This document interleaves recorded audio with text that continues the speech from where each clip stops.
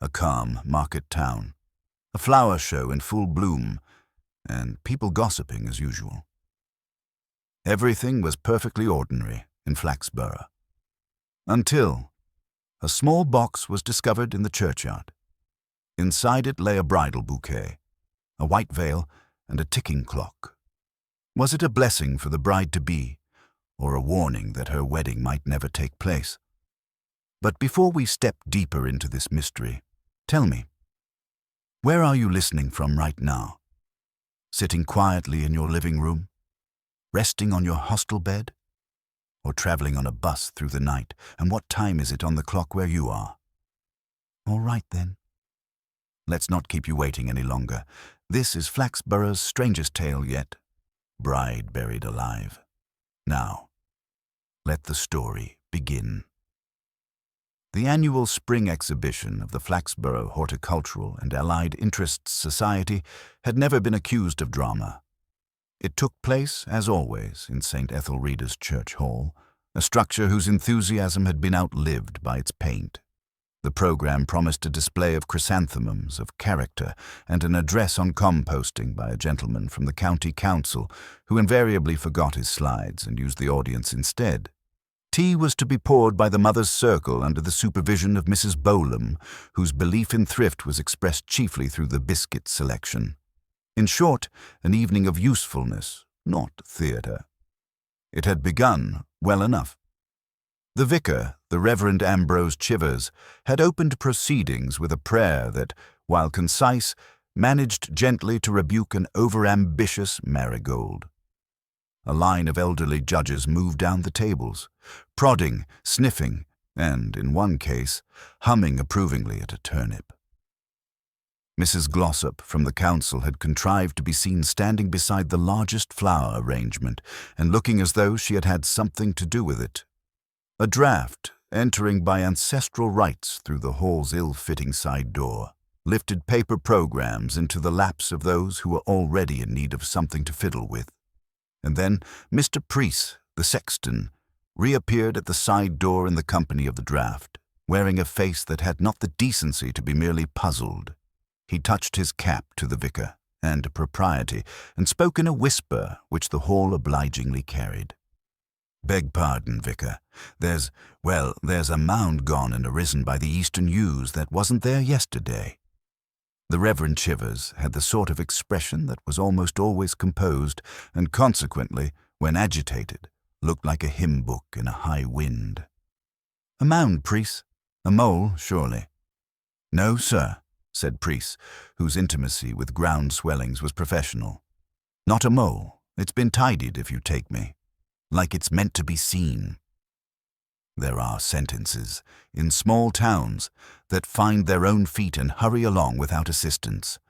A mound by the eastern yews and "meant to be seen" scampered down the serving tables and into the ears of Mrs. Bolam, who repeated them with a minor improvement, so that by the time they reached the far corner near the raffle prizes, the words had developed into "a grave all done up" and "left on purpose." The raffle prizes: 2 jars of chutney, a cushion depicting a cow's idea of a daisy, and a bottle of something described as wine with a question mark on the label, leaned into the moment. A small procession assembled: the vicar, Priest, Mrs. Glossop, who felt it essential to be seen taking an interest in mortal matters, Mr. Pettifer from the Flaxborough Citizen with his notebook like a moth about to alight, and a cluster of spectators whose curiosity had the courtesy to be quiet. They crossed the gravel to the churchyard, where evening had settled comfortably into the company of stones. The eastern yews, in their grave, whispering way, presided. Priest had been right. There, between 2 legitimate occupants of the parish earth, lay a new, neat hump of turf, the edges tucked in as one tucks in a child who will not otherwise lie still.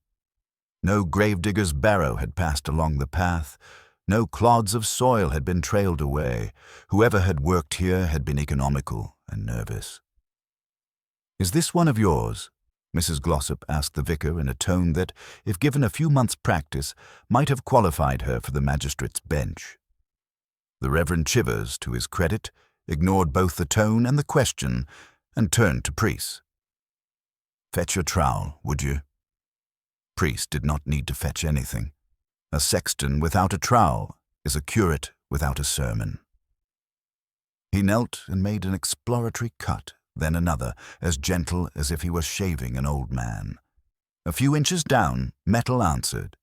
He and the vicar exchanged a look that did not belong to either theology or horticulture.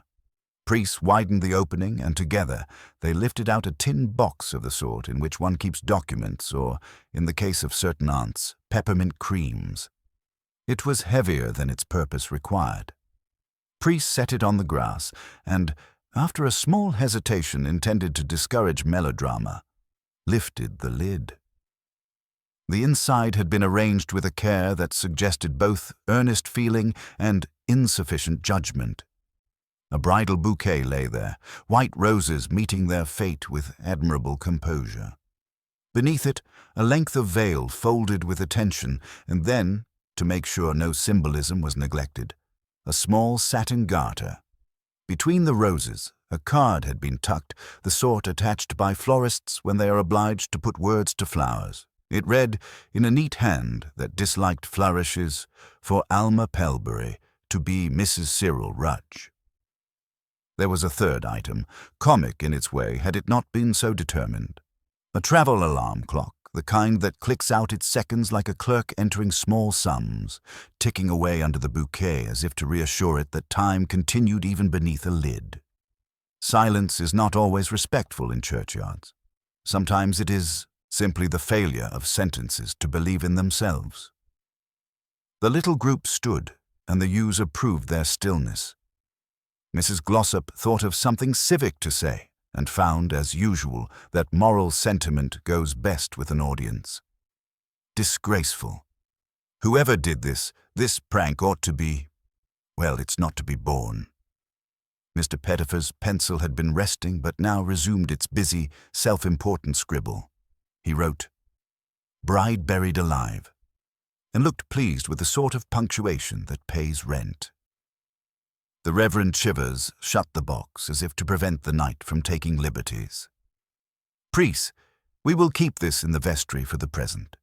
Mr. Pettifer, I would be grateful if your report confined itself to the facts, and the smaller facts at that." "Certainly, Vicar," said Pettifer, who specialized in facts of a size that allowed adjectives to cling to them like burrs. "If you please," said another voice, one with an unhurried lane in it. "Leave the box where it is for a moment, Mr. Priest." Inspector Purbright had wandered into the circle without troubling any of them to notice. He had the look of a man who has learned to make silence do most of the talking for him. Beside him stood Sergeant Love, whose silence was the kind that precedes sentences beginning, "Sir, I was thinking—" Purbright took off his hat in a manner that paid the churchyard its due, and looked at the tin box as though it had attempted a joke in poor taste. "Good evening, Vicar. Mrs. Glossop?" "Mr. Pettifer, I was passing the hall under the impression I might learn something about compost. I hadn't expected to be shown a demonstration in the churchyard." Sergeant Love bent over the box with interest. "Nasty business, sir. If you ask me, it's a threat. Someone trying to frighten Miss Pelbury out of marrying Mr. Rudge. Jealousy, I dare say. Or perhaps Mr. Rudge has an enemy. It's often the man has the enemy, sir." "Very often," Purbright agreed affably. "We must be fair to both sexes in these matters." "Shall I fetch it along to the station, sir?" "In due course, love." Purbright crouched, not to touch anything, but to put his eyes level with the tin. The bouquet, dignified even on behalf of its owner, continued to perform its office. The clock ticked. Purbright watched the small hand and, to no purpose, anyone could see, smiled very slightly. "Miss Pelbury," Mrs. Glossop announced to nobody in particular, and yet to everyone, "is a perfectly respectable young person, and Mr. Rudge is, well, he's on the building subcommittee. This is vulgar." "Vulgarity," murmured Purbright, straightening, "is so often an attempt at eloquence with insufficient vocabulary." He turned to Priest.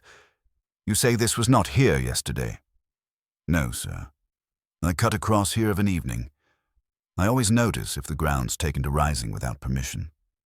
And did anyone see or hear anything untoward? Tools, say, or footsteps? Purbright asked the heir. The heir, being modest, offered nothing. Mr. Pettifer cleared his throat in the manner of a man inhaling responsibility. There's been talk, Inspector, he ventured. Not of this. Good heavens, no, but of the engagement. There's a cousin in Barton who has views about Mr. Rudge's, history of commitments. Views, said Purbright, are frequently the currency of cousins. He looked again at the tin, then at the small trough in which it had been bedded. The turf edges were neat, but too neat, as though the hand had measured its conscience against the blade and found both wanting. A smear of something, mud discolored by a faint grey, touched one corner of the lid. Purbright leaned a little closer, as a man leans to read an unfamiliar footnote. The grey was not stone dust. It had a waxy reluctance to leave the metal. "Love," he said mildly, "make a note that we shall want a word with the florist who supplied this bouquet, and with any shop that sells a certain kind of travel clock." He looked at the little timepiece again. Preferably one that cannot be persuaded to keep parish time. Sergeant Love, who maintained a tender faith in the revelatory powers of retail receipts, brightened. "At once, sir." "Not at once," said Purbright, friendly as ever with the future, "after Mrs. Bolam has finished pouring the tea. If we begin running about before the kettles are done, we shall only distress the mother's circle, and then the town will never forgive us." He put his hat on again, as though sealing the incident for the night. "Vicar, if you would be so kind as to have Mr. Priest replace the turf as he found it, and bring the box into the vestry, not locked, merely not advertised. Mr. Pettifer, you will spare Miss Pelbury the experience of reading her own obituary in your headline." Pettifer flushed. "Certainly, Inspector. Something simple, then. Unusual floral arrangement causes concern." "Perfect," said Purbright. "It may even be true." They filed back towards the hall, the little party larger now, because news had that cheerful habit of gathering passengers. In the doorway, the smell of tea that had been teased rather than brewed met them. A waltz from the wireless attempted to encourage the chrysanthemums to self-confidence. Mrs. Glossop, tugging her jacket into a more accountable position, drew the vicar aside to ask what the council might properly do in circumstances of this sort. The vicar, with the stealth of a saint, promised to write a letter. Inspector Purbright paused at the threshold and, because nobody had asked him to, looked once over his shoulder at the eastern yews. He had the impression of a gesture just concluded, the way one sometimes catches a person returning their face to innocence. The clock in the tin would, he supposed, go on for hours yet, industriously reminding the contents that time, like gossip, does not stop merely because somebody shuts a lid on it. As he entered the hall, Purbright found himself beside Sergeant Love, who had arranged a notebook and a hopeful expression. "Sir," Love murmured, Do we take it as an insult to the bride? I mean, buried alive and all that?" Purbright considered the tray of biscuits as though they might offer an analogy. "An insult, Love, is a message that expects to be delivered. This, I think, is a message that hoped to be overheard. The distinction is of some consequence." "Sir," said Love, from a respectful distance behind comprehension. "Oh, and Love. Sir, when you speak to the florists, do ask whether white roses of this kind are common in our parish or must be sent for from the city. If they are common, the answer will be guarded. If they are not, it will be enthusiastic. Either way, we shall learn something." Sergeant Love nodded with an eagerness that made the biscuit tray rattle. "Yes, sir." Purbright took a tea that had aged a little in the pot and allowed it to demonstrate the limits of warmth. He stood, politely unstartling, as people continued to behave at him. Somewhere a turnip had been awarded a certificate, and its owner received it as one receives condolences, grateful, mildly offended, and unsure how to proceed. The citizen man had withdrawn to the far end of the hall and was chewing the end of his pencil as though it might release adjectives.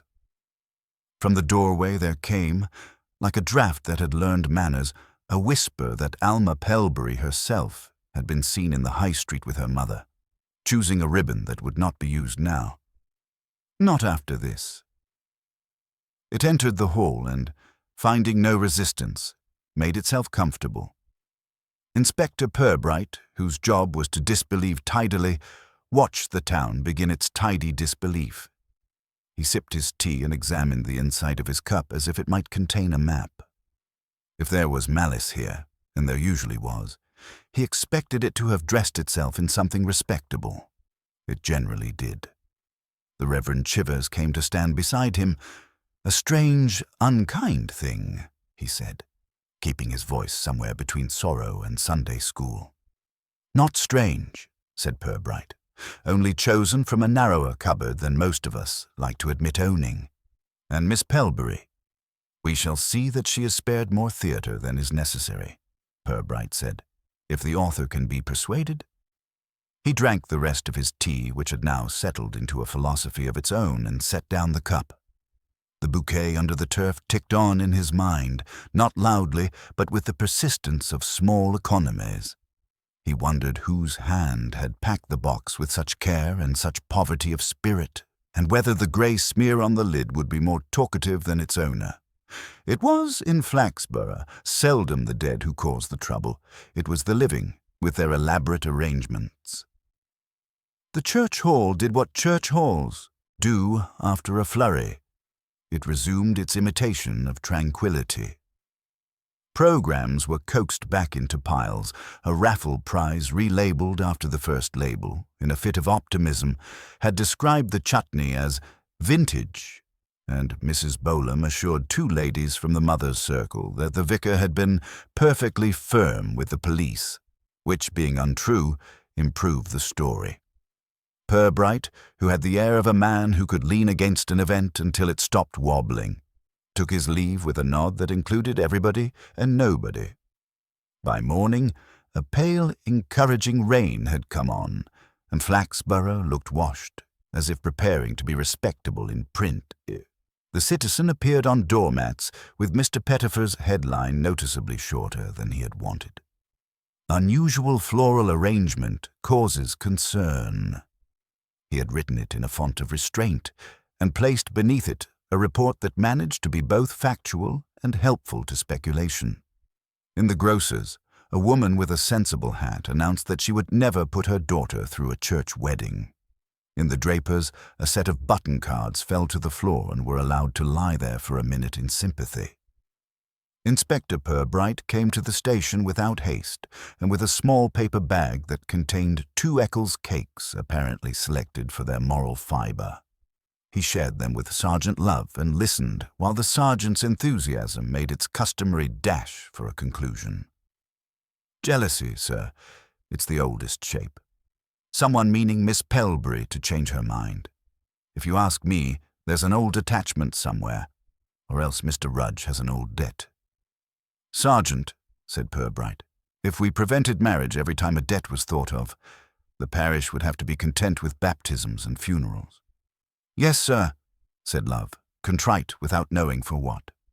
"Shall I begin with the florists?" "If you wouldn't mind. Mr. Nettleship is least likely to develop a theory before he finds his pince-nez. Ask about white roses, whether anyone local has taken to them, and if not, who in Norcaster supplies them on short notice. Also, the manner of tying. There was a ribbon I'd not swear to seeing at any of our weddings. People who are fond of bows will recognize their own work." "And the clock, sir?" "After Nettles. Electricity," Purbright said. "Humble and Dean, Blissets, or anybody else, who sells the sort of clock that can be relied upon to reassure the anxious in boarding houses. Ask who has been moved recently to purchase reassurance." Sergeant Love, fortified by Eccles and instruction, set off with the look of a man who expected virtue to be rewarded in receipts. Purbright took up his hat again and walked, in weather that could not be faulted for lack of moderation, to the High Street. A few doors beyond the post office stood Pelbury's Stationery and Fancy Goods, an establishment that had always seemed to him a proof that the English language would stretch to accommodate anything. Bells chimed his entrance with the discretion of waiters who have learned not to startle benefactors. Inside were the things that cannot possibly be needed, and therefore invariably are. Blotting paper in mournful tones, birthday cards for specialized situations, tin boxes whose lids pretended to take life seriously. Miss Alma Pelbury stood behind the counter with a face that had practiced being unremarkable, and now, under strain, was rather lovely for having failed. Her mother, a woman who wore carefulness the way some people wear fur, occupied a chair near the window and pretended to read the Home and Garden as if it contained war news. "Good morning," said Purbright in a voice designed not to push. "I came to buy a tin box, if I might, the sort that keeps letters from believing in themselves." "We have several sizes," Alma said, kind because it needed to be done. "Plain or with roses? The roses are new." "Plain, thank you." He examined one, turned it over, set it down as if remembering a friend he could not place. "May I also admire your ribbon selection?" he added, as if ribbon were something men asked about. "I have a goddaughter who believes paper presents are improved by their cords." Mrs. Pelbury lowered the Home and Garden and arranged her attention. "Alma, the gentleman must be shown the satin," she said, employing a tone kept for those who might have to be impressed with quality. "It has been very well received." They laid out ribbons like a mild parade, whites that had opinions about purity, creams that preferred the company of lace. Purbright, who was not an ignoramus in such matters without being an expert, touched the edge of one and let it speak. "Do you sell to the florists?" he asked. "Or do they preserve their trade by importing their own sense of occasion?" Alma smiled and then decided against it.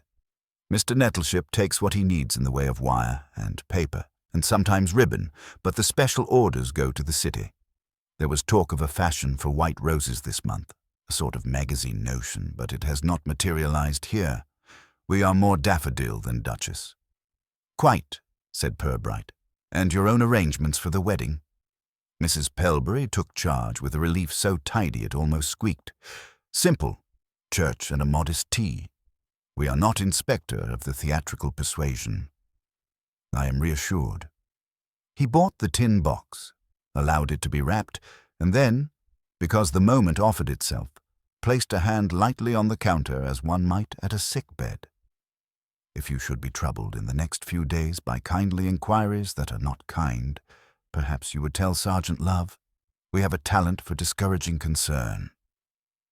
Alma, who had been brave in the way of people who suppose bravery to be a department of housekeeping, looked up and met his eyes with willingness, not pride. "Thank you." Outside, the rain had negotiated a truce with the pavements. In the doorway of the ironmonger's, a man said to another man that it was a pity the churchyard had not chosen a more private spot for its novelties.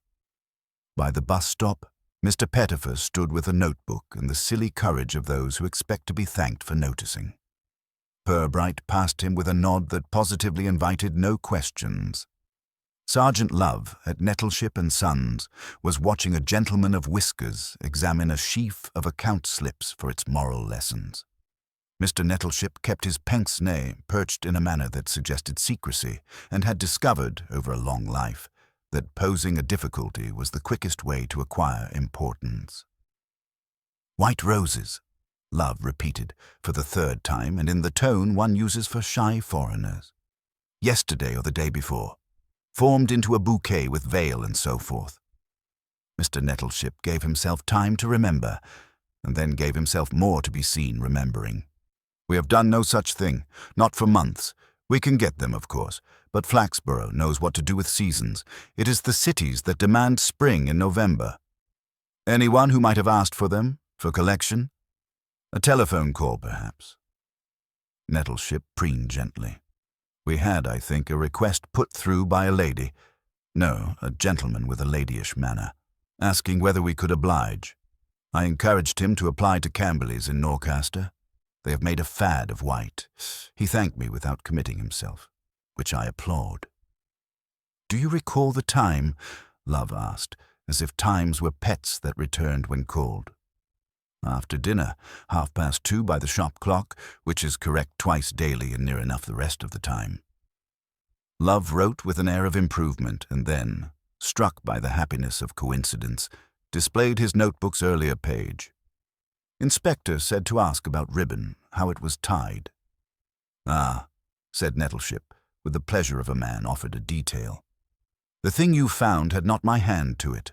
We nurse our bows. Whoever tied that one went at it like a parcel for an enemy. And the pinning was not mine. I can tell where fingers have sulked. He hesitated. There is, Sergeant, one other thought. Grey. On the edge of your lid, was there not some mark? There was, Love said, surprised at being found observant. Inspector mentioned a smear. Floristry wax is white or green if one must. Grey belongs to putty or candles not fit for altars. You will want a man acquainted with windows, if you'll pardon me for hoping it proves respectable. Love promised to pardon a great many things if they came in the right order and took his departure as if the bell were clapping him on the back. Humble and Dean, purveyors of appliances that gave respectability the thrill of modernity, received him with the optimism reserved for men on an errand for wives. Mr. Humble produced, from beneath a glass counter that might have sold engagement rings in more romantic premises, a travel clock with a face that glowed when addressed. Peveril make, Sergeant. Dependable. A lady bought one last week whose engagement had been announced in the Citizen. You may remember the photograph, the sort that perspires. I recommended this model on account of its courage in the dark. You recall the lady's name? Love asked, not hopeful. Not if I value continuing to be trusted. But she was not young. She had a hat that desired to be taken seriously. Paid in cash with a purse that apologized for it. Did she ask the time? I mean, was your clock set? Never you fear, said Mr. Humble, who in trade matters was a fundamentalist. We set for the parish, and if the parish strays, that is its burden. When Love, pleased to have encountered both ribbon and righteousness, returned to the station, Purbright had been reading the Citizen with his usual courtesy, as one reads a neighbour's verse. He accepted the report without comment, and then, very gently, held out a hand. Love placed in it the scrap he had been given by Mr. Nettleship, a 2-inch shaving of ribbon from a trial bough, the satin's edge showing how a clumsy thumb had creased it. Purbright turned the scrap over and, for a second, looked not at it, but through it, as if the town's reflection might be caught in the sheen. Windows, he said, more to the ribbon than to Love, or men who stand near them too much. You think Mr. Rudge, Love ventured, with the simple cruelty of convenience. He's on buildings, and there was that business with the licensing for Mr. Rawley's development, blocked and then whispered about. Mr. Rawley might wish to embarrass him. Mr. Rawley's embarrassments normally involve gin, said Purbright amiably, and Mr. Rudge's connections to putty are not exclusive. The town contains many pains. He stood, put on his hat, and went to the council offices, which were discovering again that public administration is largely a matter of damp corridors. Cyril Rudge, in a suit that had been pressed with ambition, emerged from a committee room carrying a folder of drawings and the posture of a man who suspects his virtues are about to be undervalued. "Inspector," he said, attempting bluffness and managing it for the length of the word. "I've read the paper. Nasty. My fiancée is with her mother. You'll tell me this is some fool's idea of a joke. I shall not laugh." "I should like you not to," said Purbright, and considered him. Rudge was fair in the way that suggests freckled childhoods and practical mothers. On his left cuff there was, very faintly, the memory of a smear. It could have been from a windowsill, a workshop, or a dozen honest inconveniences. Purbright did not look at it long enough for anyone to think he had seen it. There are people, Rudge went on, who object to my being on the building subcommittee. They will tell you I'm a tradesman with ideas above his hammer. They will tell you I've insisted on regulations they can't afford, and they will tell you I'm marrying Miss Pelbury because she is better than I am. You needn't correct them. I'm not in the correction business, said Purbright. I'm in the one where people are afforded the chance to speak at length. It saves on police paper. Do you know anyone who wishes you unhappiness economically but would settle for a demonstration in the churchyard? Rudge laughed then, not because anything was funny, but to shame the suggestion. There's always Raleigh. And Mr. Castor from the paint merchants who thinks the council should prefer his brand by act of God. There's Edie Hanslope, if you want the personal angle, but she's a decent girl and I'm a fool if I say otherwise. Well, she imagined an understanding. There wasn't one. People will say there was because they like their seasons more than their calendars. Miss Hanslope? Said Purbright, as if meeting a name for the first time. A seamstress? Best in town for alterations, and quicker with a needle than with forgiveness. Purbright thanked him with the manner of a man who collects politeness for winter use and left him to his drawings. Back at the station, Sergeant Love, who had put together jealousy, ribbon, and the glorious utility of revenge, presented his first suspect with the pride of a baker unveiling an early loaf. Miss Hanslope, sir, undertakes fittings for half the parish. Knows the Pelbury ladies. If there was to be a garter in a box, she's the woman to know how it would look. And she'd have cause to dislike Mr. Rudge without being criminal, if you take me. I take you, said Purbright. We shall not take her, yet. He sat, and the chair admitted him as if he were a returning argument.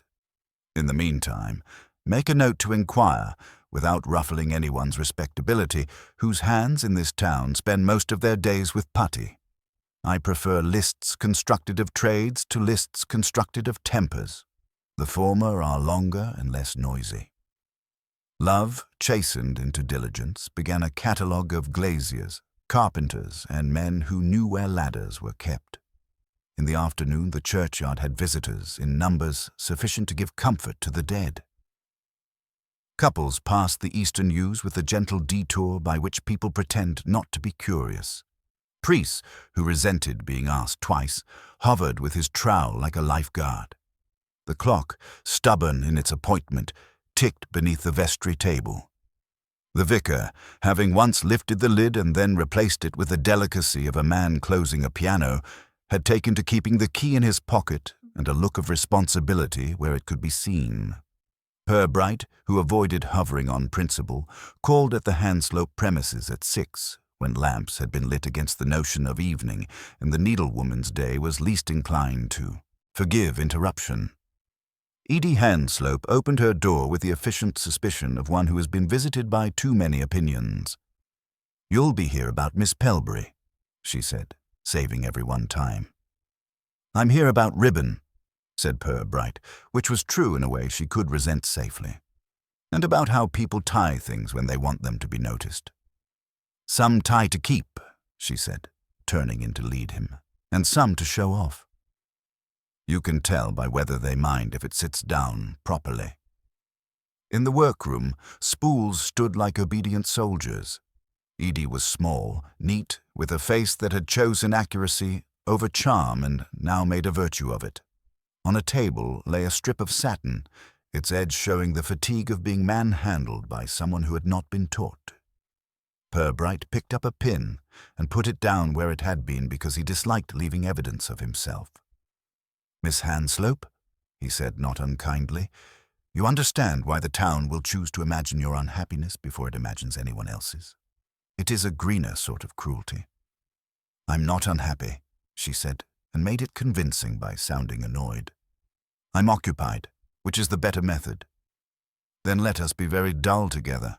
On the evening of the exhibition, where were you when you were not here?" "With Mrs. Smeaton's hem at 7, with Miss Purley's neckline at 8. At 9 I was sorry for both of them, which took me to 10. "And white roses." "Vulgar on a brunette," she said, and then, after a beat that conceded something human, "which Miss Pelbury is not. I did not tie that bow. The person who did will have made 4 attempts and then blamed the ribbon. Purbright accepted the neatness of the answer and, because too much neatness is untrustworthy, let the silence linger until it looked undecorated.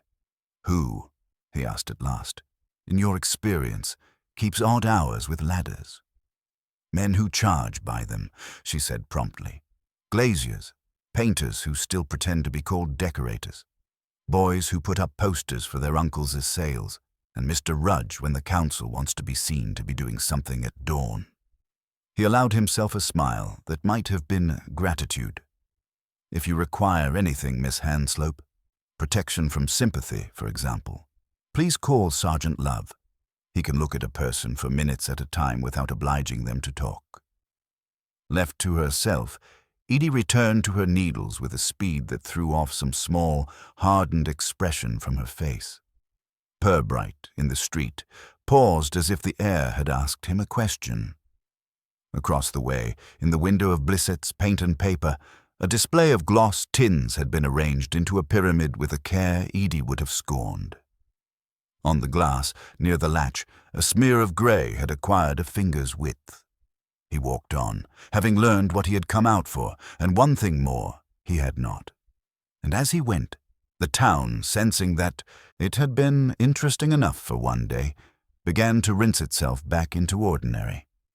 Morning came grey but polished, the kind of weather that encouraged Flaxborough to put its nose out of doors while complaining quietly about rheumatism.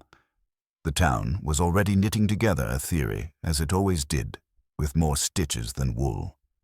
By 9 o'clock, the butcher had told 2 customers that Alma Pelbury had once jilted a clerk in Norcaster, while the clerk's mother, in her turn, was said to have told Mrs. Glossop's maid that a girl who doesn't know her own mind invites tragedy. The box beneath the yews had become less a fact than a parable, and the town, enjoying its capacity for moral allegory, passed it on in improving versions. Inspector Purbright arrived at the station with the manner of a man who disliked to be early, but disliked lateness more. He found Sergeant Love surrounded by notes that looked, in their disorder, like a catalogue of sins waiting to be named. Love, who carried suspicion as naturally as other men carried umbrellas, launched into his progress report before Purbright had removed his hat. "Sir, the florists say the bouquet didn't come from them, but it was likely Norcaster. They said the ribbon was clumsily tied, like someone who'd not worked with bows. As for the clock, Mr. Humble swore it was sold to a lady. Paid cash, not young, not old, middle sort, with a hat that thought itself serious. He reckons she mentioned an engagement, though she didn't say whose. Could be someone trying to stir up trouble. Or someone trying not to be remembered," Purbright observed, setting down his gloves. "A hat that insists on respectability generally succeeds in drawing attention to itself. Did he say if she was local?"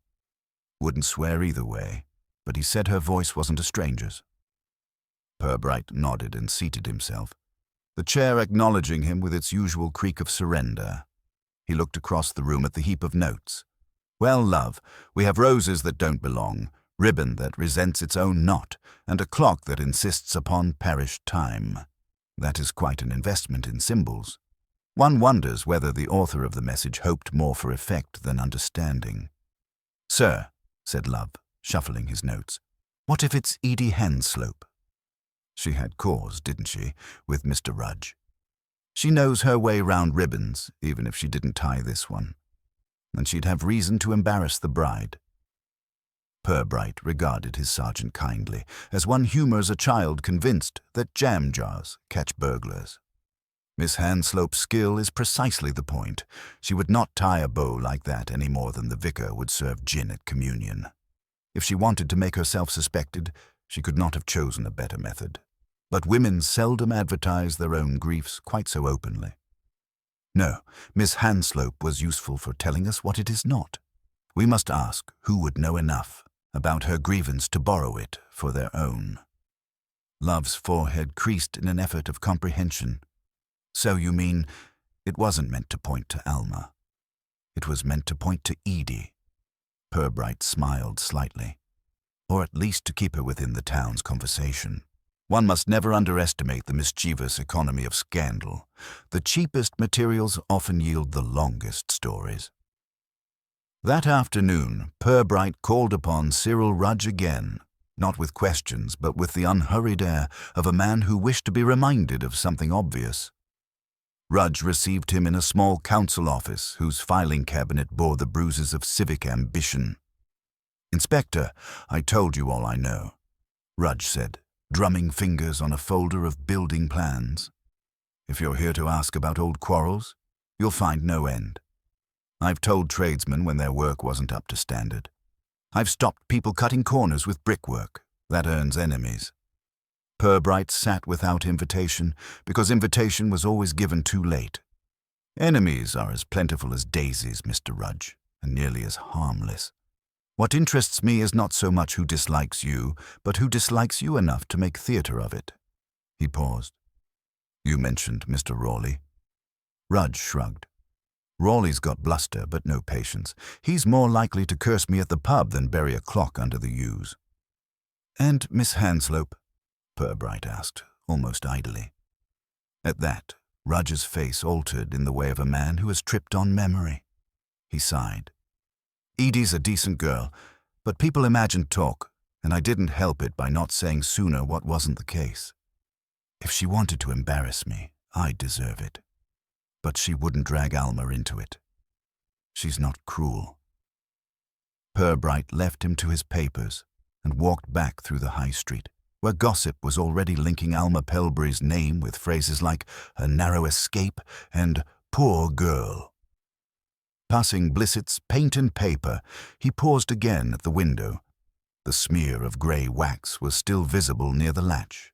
He bent slightly, as though merely admiring a tin of gloss, and saw the faint mark of a thumbprint half smudged. He made no fuss of it, but when he returned to the station, he carried the image in his mind like a pressed flower. That evening, the Reverend Chivers paid a visit. He entered the station with the apologetic tread of one who fears his cassock will be taken as bias. "Inspector, I hope I'm not intruding, but I felt compelled to report something. After Evensong, as I was locking the vestry, I noticed that the box had been moved. Only an inch, but I'm quite sure. Priest, of course, denies touching it." "Interesting," said Purbright. "Was the clock still ticking?"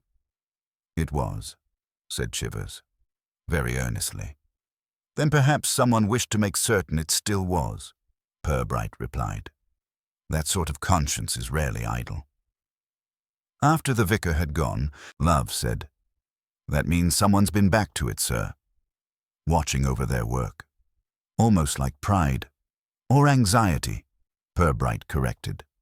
"A proud man leaves his gesture to be admired. An anxious one returns to check whether it has been noticed properly."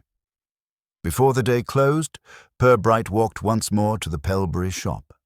He found Alma serving a customer and waited, browsing among postcards with the politeness of a man inspecting scenery. When they were alone, he spoke gently. "Miss Pelbury, I shan't ask you to repeat what the town is already busy repeating. But I will ask this. Have you received letters or messages of a nature to unsettle you?" She hesitated only a moment. "Not directly, but 3 weeks ago there was an envelope on the step. No name inside, just a clipping from a magazine. An article about brides who die on their wedding day. I thought it childish, and I threw it away." "Childishness," Purbright said, "is not always confined to children." "Do you think it's meant to stop the wedding?" she asked, and the quiet behind her words made them heavier than alarm. "I think," said Purbright, "that someone wishes to be overheard rather than obeyed. But sometimes overhearing can be more dangerous than obedience." He left her with that comfort, which was no comfort at all, and stepped into the street as the lamps were lit. The town settled back into its evening with the nervous curiosity of a cat watching a closed box. The clock beneath the yews ticked on in the vestry, stubborn as a conscience, and Purbright, walking slowly toward the station, allowed himself one moment of reflection. Whoever had planted the box was not finished. They had only begun. The vestry key lived, for the moment, in the Reverend Chivers's waistcoat pocket, which gave him a faint air of importance he did not quite know how to wear. He had considered transferring it to the vestry's safe, but the safe was known to stick, and the last thing he wished was to be discovered struggling with a handle in front of the mother's circle. So the key remained with him, rattling like a quiet conscience each time he crossed his study. Inspector Purbright, however, was less interested in the whereabouts of keys than in the psychology of their owners, and he suspected the vicar's care would, in due course, tell him something. That morning the clock in the tin had finally stopped. Preece, who checked on it as faithfully as he checked on gravestones that leaned too liberally, reported the silence with the satisfaction of a man vindicated against time itself. "Knew it wouldn't last," he said, tapping the lid. "Cheap things, them travel clocks. Tick fine for a bit, then lose their courage." Purbright examined the object without lifting it. A clock that had ticked long enough to unsettle a whole parish had already done its work. Whether it ticked now was immaterial. Meanwhile, the town's gossip machine, running on cheaper fuel than the clock, had not ceased. Alma Pelbury, so it was confidently whispered at the hairdresser's, had fainted outright in her shop and been revived with smelling salts. At the greengrocer's, she was said to have stood her ground nobly and declared she would marry Cyril Rudge in spite of all devils. Both accounts could not be true, which made them doubly irresistible. Purbright allowed the stories to travel unimpeded. He had learned that gossip carried clues as surely as feet carried mud. One had only to know where to look. That afternoon he called upon Blissett's Paint and Paper. The proprietor, Mr. Blissett himself, received him with the vague enthusiasm of a man who had been told his trade was indispensable, but had never quite believed it. Behind him, a pyramid of gloss tins gleamed under electric light. "You'll excuse me, Mr. Blissett," said Purbright mildly, "but I've noticed a certain blemish on your window latch. Grey, waxy. I wondered if one of your assistants had been about repairs." Blissett blinked at him as if waxy blemishes were beneath his dignity. "Not mine, Inspector. We've had no call to mend windows in a fortnight. Only decoration, inside work. The latch— Ah, yes, I did see a mark there. Thought it might be children. They lean against things when they've no business."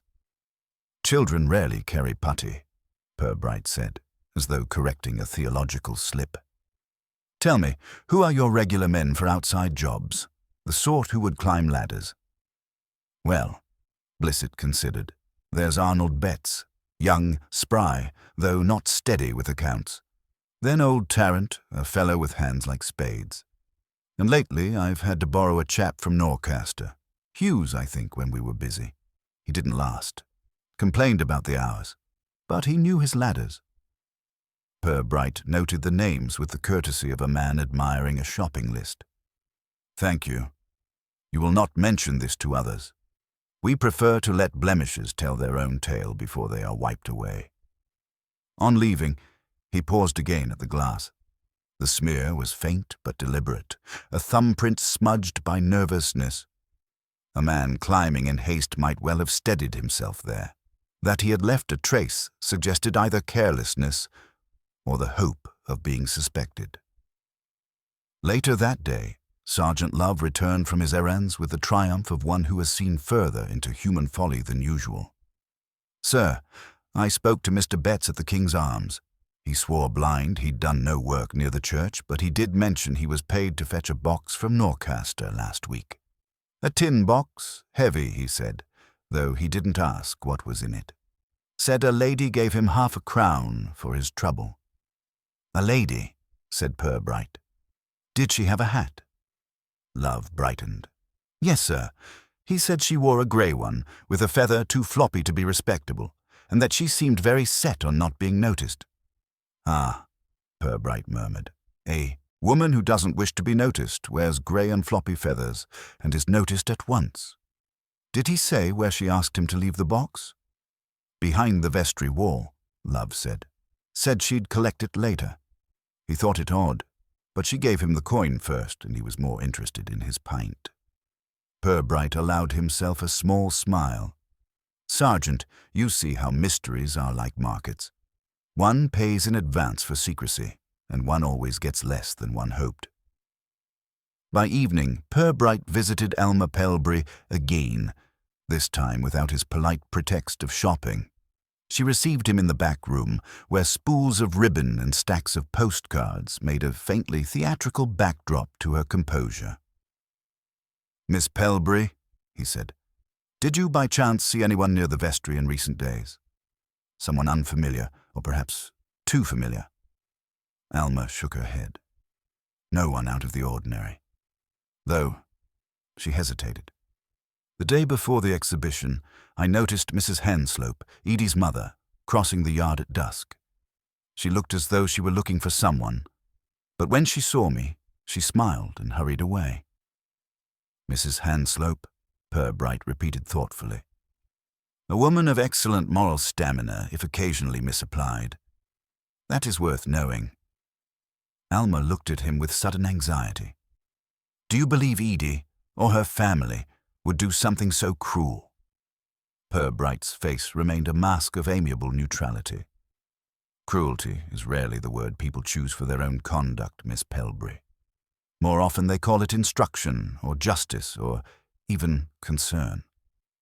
When he left the shop, twilight had fallen, and Flaxborough wore its lamps like modest jewels. Purbright walked slowly past the church, pausing under the yews. The turf had been replaced neatly, Priest's handiwork precise as ever. Yet there was a sense, not of peace, but of expectation.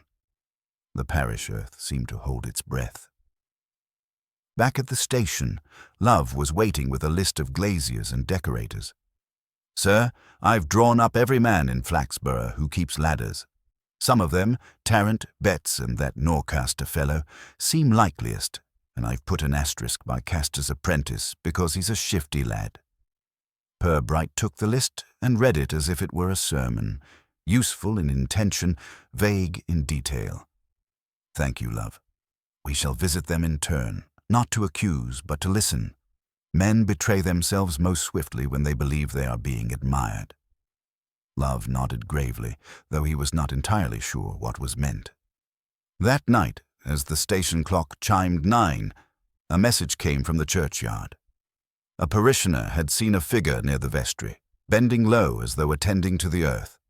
By the time Priest arrived with his lantern, the figure had gone, leaving only a scattering of petals, white and crushed as though from another bouquet. When Purbright arrived to examine them, he crouched, lifting a petal, delicately between thumb and forefinger. The white had browned faintly at the edge, as though scorched by haste or guilt. "Well, Love," he said softly, "our author has returned to amend his script, and no dramatist revises unless he fears his audience has misunderstood." The sergeant looked puzzled. "So he's making sure we notice, sir." "Precisely," said Purbright, "and that, sergeant, is what makes him clumsier than he imagines. Concealment seeks darkness. This fellow seeks light. He wants to be overheard, which means, before long, we shall hear more than he intends." The petals fluttered in the lantern's glow, pale ghosts of the bouquet beneath the turf, and Inspector Purbright, rising with his usual unhurried grace, resolved that the next move should be his, though made with all the calm civility Flaxborough expected. For nothing unnerves a guilty conscience so much as a question asked politely. Morning seeped into Flaxborough as if through muslin, letting in enough light to find the kettle, but not the courage. Priest presented himself at the station with a trowel under his arm and the conscience of a man who has already done more than his share of noticing. He reported the previous night's flutter of petals with the same injured patience he reserved for parishioners who planted sentimental shrubs where decent stone should stand. "Not from our lot, those," he added, tipping a paper twist of the crushed whites onto Love's desk. "Too fine for country funerals. And there's a whiff to 'em. Not rot. Something that doesn't belong to a garden." Love sniffed dutifully and looked as though he had been given homework in a language he could respect but not speak.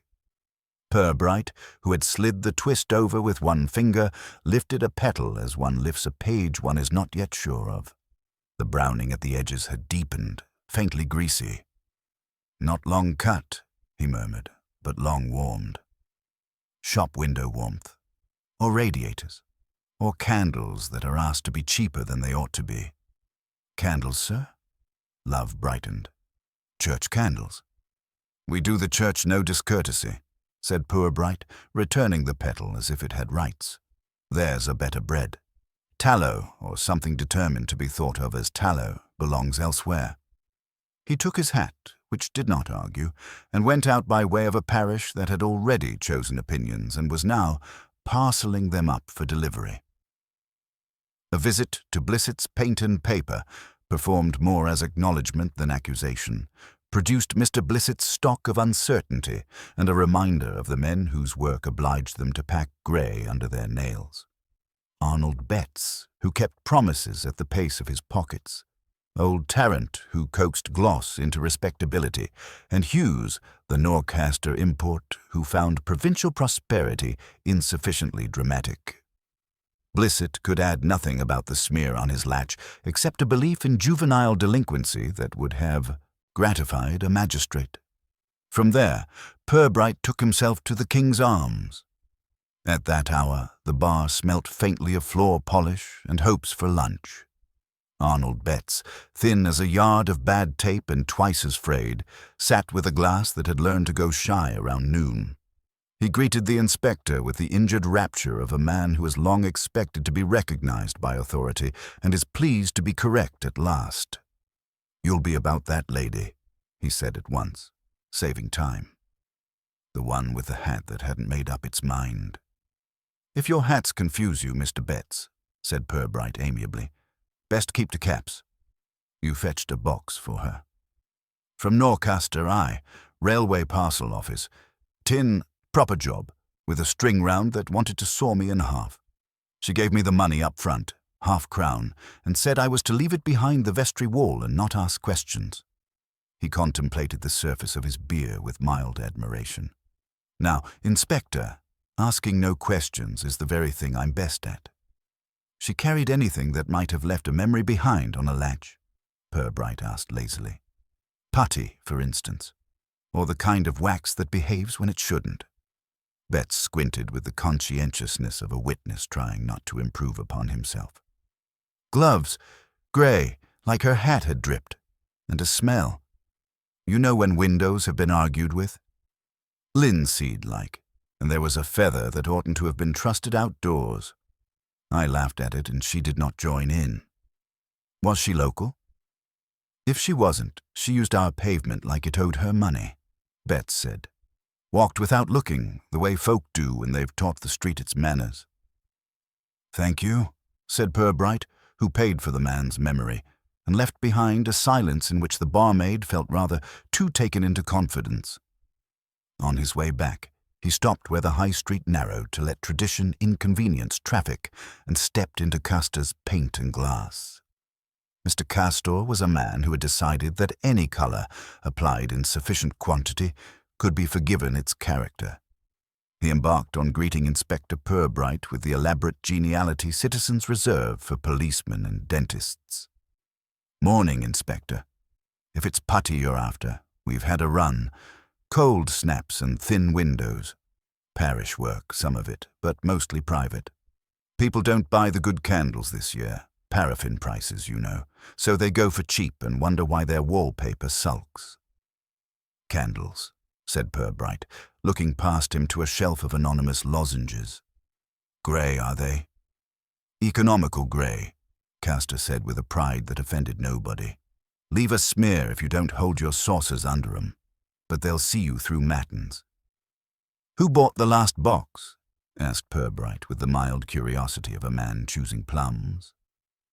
"Couldn't say," said Castor, who could but didn't on principle. "We sell to near enough the whole parish, but I did do Mr. Rudge a small lot of putty for the council yard last week. His job to see the frames don't rattle when the mayor looks, and old Tarrant fetched a bundle, and Mrs. Well, perhaps you'd rather not drag respectable ladies into it." "I prefer to let them enter by their own doors," said Purbright. "Has Mrs. Hanslope been educating her saucers lately?" Castor's grin slipped a fraction. "Like as not. She keeps bees of thrift, that one. Complains when things don't cost what they used to." "Many do," said Purbright, and went out with the sort of unhurried absence that makes shopkeepers recount their stock. He found Mrs. Hanslope at home behind a parlour that had done its best to appear upholstered in duty. The room smelled faintly of starch, resentment, and the ghost of hot tallow. On the mantel, a pair of pale candles leaned at each other as though conferring on economy. Edie was out on errands, her mother said, with the satisfaction of a person who appreciates a daughter most when she is being useful elsewhere. "You've been trespassed upon by wretches, Inspector," Mrs. Hanslope began at once, having long ago decided that the church and police were two handles on the same jug. "What was done in that churchyard is a scandal to be corrected by names in the paper. Girls are too much indulged. If people spoke plain to them, there'd be no need for theatricals." "It is theatricality I came about," said Purbright, sinking onto a chair that grudged him weight. "3 nights ago, at dusk, you crossed the churchyard. Miss Pelbury noticed you." "That girl notices what suits her," Mrs. Hanslope replied briskly. "I called on the vicar's wife. Mrs. Chiver's pantry needed the loan of my sugar scale for the mother's sale. We have standards, Inspector, even when others are too busy selecting veils." Purbright let his glance float, without accusation, to the candles. One had bled a pale grey tear that had been scolded with a fingernail and left decorative as a cautionary sermon. On a side table, a hat sat like a compromise, its grey feather resigned to being itself in a house that preferred principles to plumage. "A handsome hat," he said, as if offering a benediction. "Bought for weddings," said Mrs. Hanslope, "and worn for funerals. The town makes me decide which more often than I would wish." He thanked her with the grave courtesy he reserved for people who thought they were reporting on others, and took his leave under her approving eye, which assumed that he had in some important way been corrected. Old Tarrant received him in a yard, where frames leaned like elderly men waiting for buses. Tarrant's hands could have planed an argument smoother than it deserved. His face had given up surprises as a bad job. "Church work, Mr. Tarrant?" asked Purbright, admiring a square of glass for its effort at invisibility. "Bits," Tarrant said, uninterested in ornament. "Drafts round the vestry window. Told 'em to get it relined, not just stuffed with what the council calls thrift. They won't. They'll have me back in Lent and pay twice." "You were near the latch this week?" "Day before the show," Tarrant said, finding dates as easily as nails. "Nip the catch to sit proper. My thumb'll be on it if you like that sort of thing." "Many do," said Purbright, "especially those who leave their own." By mid-afternoon he had collected from trades, mothers, and men with ladders a bouquet of likelihoods as fussy as the one in the tin. Each fact glinted enough to attract a gossip's eye. None showed the common face of reason. So he telephoned Norcaster, Camberley's florists, who possessed a voice that could have soothed a child or a creditor, and asked, with the suave vagueness he kept for shop managers, whether a bouquet of white had been ordered for Flaxborough this past week. "Oh, yes," cooed Camberley's. "Not a bride, Inspector. Goodness no, that is, not from our book, but a telephone order placed by a gentleman who knew his roses without knowing what to do with them. He asked that they be tied simply, which is to say badly. A lady collected and paid cash. She wore gloves like a governess and spoke as though Norcaster were lucky to be allowed to hear her." "Did she give a name?" "She gave a pronouncement," Camberley said, content with the difference. "We put for Alma Pelbury on the card as instructed. If there is any moral to be drawn from this, Inspector, it will not come from floristry." "No?" said Purbright, "but your profession does lend the parish its better ironies." He replaced the receiver and regarded the petal still on his blotter. A gentleman's phone call, a lady's collection, a glazier's thumb, a paintman's candles, a daughter whose needle did not sew the bow in question. a mother whose hat could perform for both sacrament and cemetery. The pattern was careful in its desire not to be. Love came in with the day's second heap of notes and an expression that did not so much request approval as anticipate its absence. "Sir, I've put times to what we've got. Betts fetched the box the afternoon before the show. Camberley's says the bouquet was cut that morning and collected by 4. Mr. Humble's clock went the day Alma's announcement was in the paper, so last week. And Tarrant, well, you've had Tarrant. Also, Mr. Pettifer has been asking whether we intend to make an arrest, because it would suit his column." "Everything suits Mr. Pettifer's column," said Purbright. "Even decency, provided it can be made to alliterate." He reached for his hat again. "Come along, love. We'll take a turn by Pelbury's and then have a word with Mr. Rudge at his yard. I want to see what time does to conscience when it is asked to sit down and be reasonable." They found Alma busy with a customer choosing a card for a birthday that sounded more defensive than celebratory. Mrs. Pelbury, in the corner, wore a look of suffering that had been ironed. When the customer left, Purbright asked, carelessly, as though it were a curiosity of paper stock, whether Miss Pelbury had ever stocked the kind of grey candles Castor praised for parsimony. "We do not sell smoke," Mrs. Pelbury said, with the quiet scorn of a woman whose windows have chosen sides. "If people will buy filth to save halfpence, they must keep their curtains up tight about it. Alma, fetch Inspector a chair. He looks like a man who has been walking in other people's habits." "I have," said Purbright, accepting neither chair nor rebuke. "And I shall continue a little. If anyone should call, or call again, with envelopes that do not have the courage to include letters, tell Sergeant Love. We'll deal with their education." Outside, as they turned toward the council yard, a small unadorned van rolled past, its side stenciled Rudge and Son. Repairs, frames, small works. The lettering had been painted by someone who thought of alphabets as carpentry. Cyril Rudge himself was at the wheel, his jaw set in that firm amiability men adopt for the benefit of people who keep ledgers.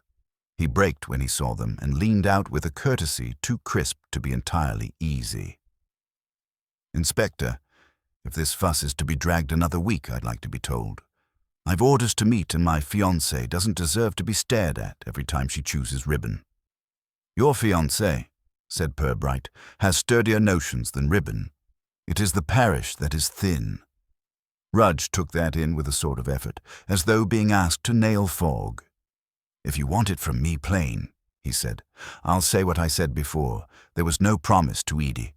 There was kindness, which is not the same metal, and there are men who dislike me for telling them that a window is not a window if you can throw a hymn book through it. Raleigh will curse at the bar. Castor will sell to both sides, but none of them, none, would make a bride's grave for show." "Show," repeated Purbright softly, as if testing the grain of the word.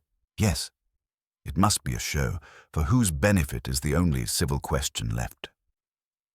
He let Rudge go and stood a minute with Love where the street narrowed to let them think.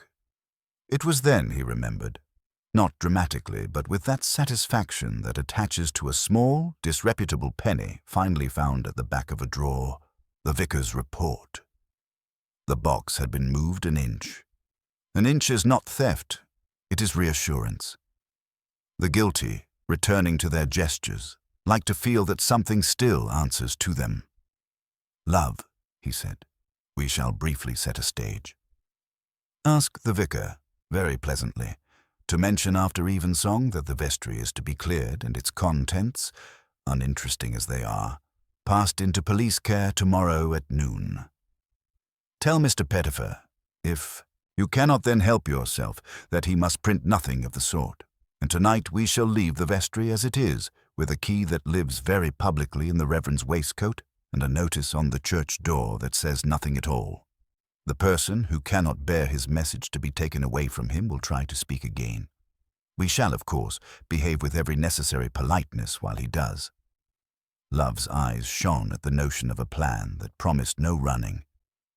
"Shall I sit up in the nave, sir?" "You," said Purbright, "shall sit in the porch where draughts go to sharpen their character, with priests outside to cough at foxes. I shall be behind the vestry screen, contemplating the state of parish clocks, and if nobody comes, we shall congratulate Flaxborough on its patience and begin the day with a list of hats. The sergeant accepted this with gratification far out of proportion to the comfort of a stone porch. That evening, as lamps shook themselves awake and the yews accepted another layer of dark, the small watch assembled, Priest with his lantern and a cough cultivated to be misleading, Love with a pencil sharpened beyond reason, and Purbright, who had brought nothing but his capacity for sitting and the certainty that vanity is noisier than fear. The church settled around them, serious without being solemn. Outside, somewhere beyond the east wall, a cautious foot tested gravel. The vestry clock, which had been scolded into correctness earlier, thought about chiming and decided against it. The air, which in Flaxborough had opinions, held its breath. The church of St. Ethelreda, in which Flaxborough kept its seasons so carefully, had rarely known excitement past the matter of a missing surplice or a hymn book spirited into a child's satchel. Yet that night, under the brooding yews, it carried a quiet unease, the sort that makes rafters creak more than they should and shadows choose corners they are not normally entitled to. Inspector Purbright, who never thought himself romantic in matters of police craft, had chosen the vestry screen as his perch, because it permitted silence with dignity. From there he could see the outline of the vestry door, its latch faintly silvered by the borrowed light of the churchyard lamp, and could hear every scrape of wood or shuffle of shoe in the nave. Sergeant Love, lodged uncomfortably in the porch, was maintaining the stiff patience of a man who expected burglars to appear at any moment, but feared. Most they might not. His pencil, sharpened to a point finer than his conclusions, tapped occasionally against his notebook as though impatience could be coaxed into evidence. Outside, priests coughed with professional irregularity, letting foxes, or indeed anyone, know they were under clerical supervision. The church settled around them, hours measured more by the tick of imagination than any clock. The air smelt of stone and polish, over which lingered the faint, unexpected tang of candle grease, the cheap kind that left its memory where it was not welcome. Purbright filed the detail away as one does an overlooked word in a sermon. It was near midnight when the faintest rasp disturbed the stillness.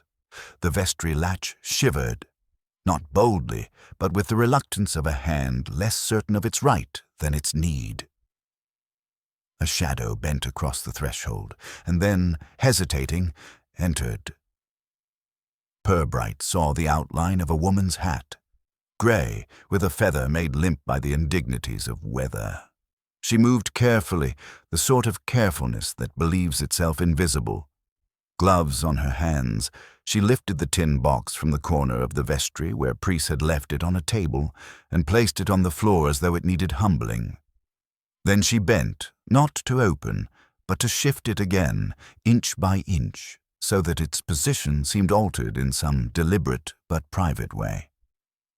It was, Purbright thought, the behavior of a person who could not resist reassuring herself that her message still stood. And if reassurance could not be had by words, then by the quiet theatre of arrangement. He rose from behind the screen and stepped forward with the courtesy of a parishioner arriving late to evensong. "Good evening," he said, softly enough not to startle. "If we'd known you required so much company, we should have lit more lamps." The woman started, her hand springing from the box as though it had scalded her. Her hat tilted back, and her face, pale and tight with defiance, showed itself in the half-light. Mrs. Hanslope. "Inspector," she said, pulling herself upright with a dignity that had clearly been practiced for such emergencies. "You will forgive me for entering without notice. I came only to assure myself that the article had been properly secured. The vicar is a good man, but he has many calls upon him." "Indeed," Purbright agreed, "but not all his parishioners choose to help him with the vestry." From the porch, Love entered at a scuffle, producing his notebook as if it were a warrant. Priest's lantern beam bobbed through the doorway, making the candles on the mantel look as though they had joined in the excitement. Mrs. Hanslope stood squarely, though her gloves trembled. "There is no harm in what I have done. The church is the property of us all. I wished to see that indecency did not lie unattended." "The indecency, madam," said Purbright, "was not unattended. It had been supervised with as much care as one gives to mischief one intends to keep in a drawer. Tell me, why such interest? The bride in question is not your daughter." Her mouth pinched. "Inspector, I have a duty. I will not see my daughter wronged. Alma Pelbury pretends to virtue, but she takes what does not belong to her. Cyril Rudge was kind to Edie. Too kind. People took it for a promise. And now he weds another, without thought of the pain left behind. The girl suffers, Inspector, but will say nothing. I speak for her." Purbright inclined his head, polite as a man at a parish tea who has been offered an anecdote already heard. "You speak loudly indeed, madam, loudly enough to have it carried by flowers, veils, garters, clocks, and now midnight errands. All this to persuade the parish that Alma should not marry." Mrs. Hanslope's eyes flickered. "To remind the parish that mistakes must not be forgotten." Love, who found moral sermons more perplexing than burglaries, frowned into his notebook. "So it was you, ma'am, who ordered the roses and left the box?" "I collected them," she admitted with the pride of one who admits only what she has rehearsed. "As to ordering, no. That was a gentleman. He knew too much to be a stranger. He gave the instructions. I thought them just." "A gentleman," Purbright echoed. "Do tell us about him." She hesitated. A voice on the telephone. "Polite. Said he wished the matter to be made plain. I believed he meant to protect Edie. I believed—" She broke off, then hardened. "I believed it necessary." Purbright allowed silence to settle like dust. He watched her, watched the flick of her gloves, the stiffness of her neck, the tremor that betrayed a conscience wrestling with its own vanity. Then he said, "Mrs. Hanslope, the most effective protest is the one that does not betray the protester. Yours, I regret, has already done so." At that, she faltered, but gathered herself again with an effort. "If the town believes I did this, perhaps it will also believe that Alma Pelbury should not flaunt herself." "On the contrary," Purbright said mildly, "the town will believe that you have too much time and too little amusement. It will forgive you neither." He gestured toward the door. "Sergeant, would you kindly see Mrs. Hanslope home? We shall not detain her further this evening. Priest, return the box where it was. Let us see whether our gentleman of the telephone is as careless in his habits as in his choice of accomplices."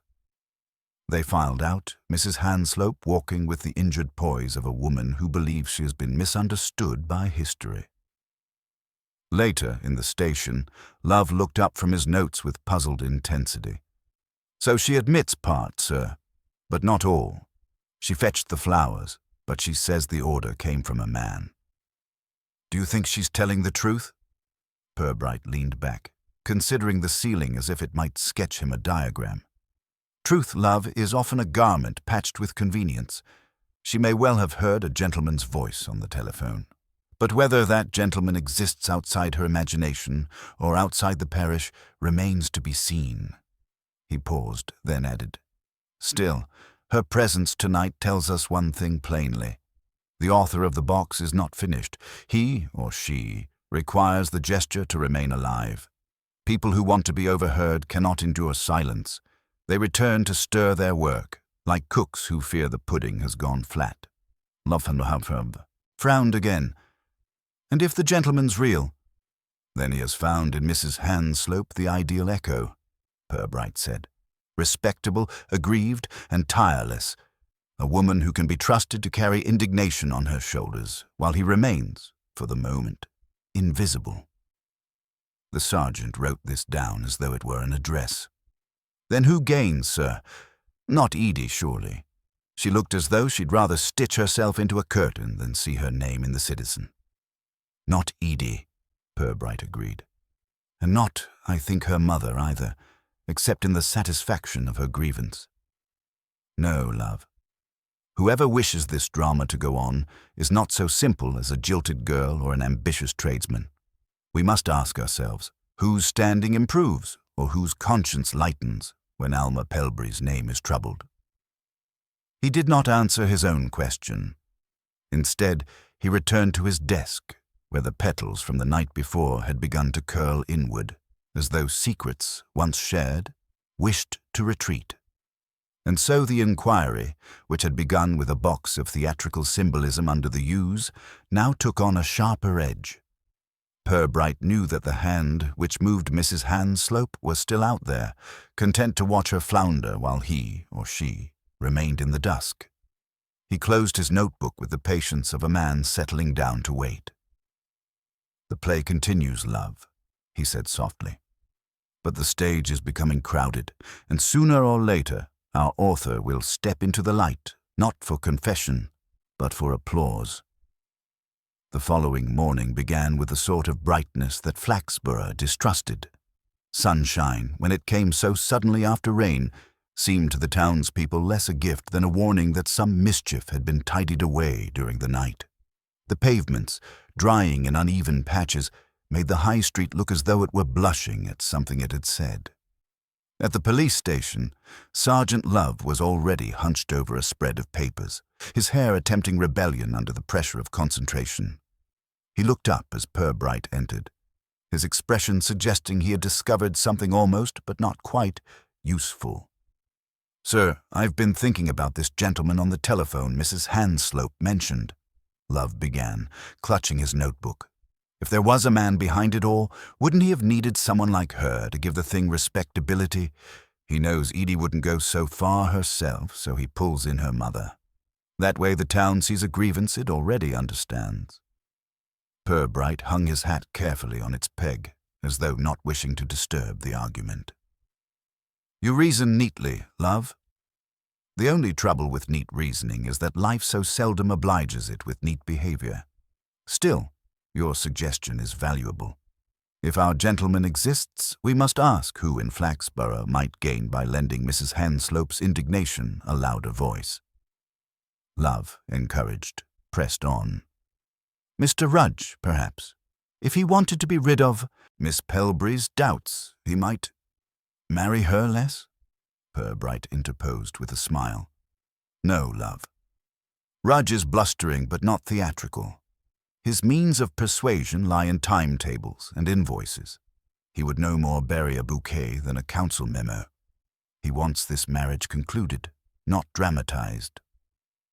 Love subsided, chewing the end of his pencil in wounded silence. Purbright, however, had no intention of discouraging his sergeant entirely. He settled at his desk, drew out the crumpled petal from the tin box bouquet, and placed it beside the list of tradesmen.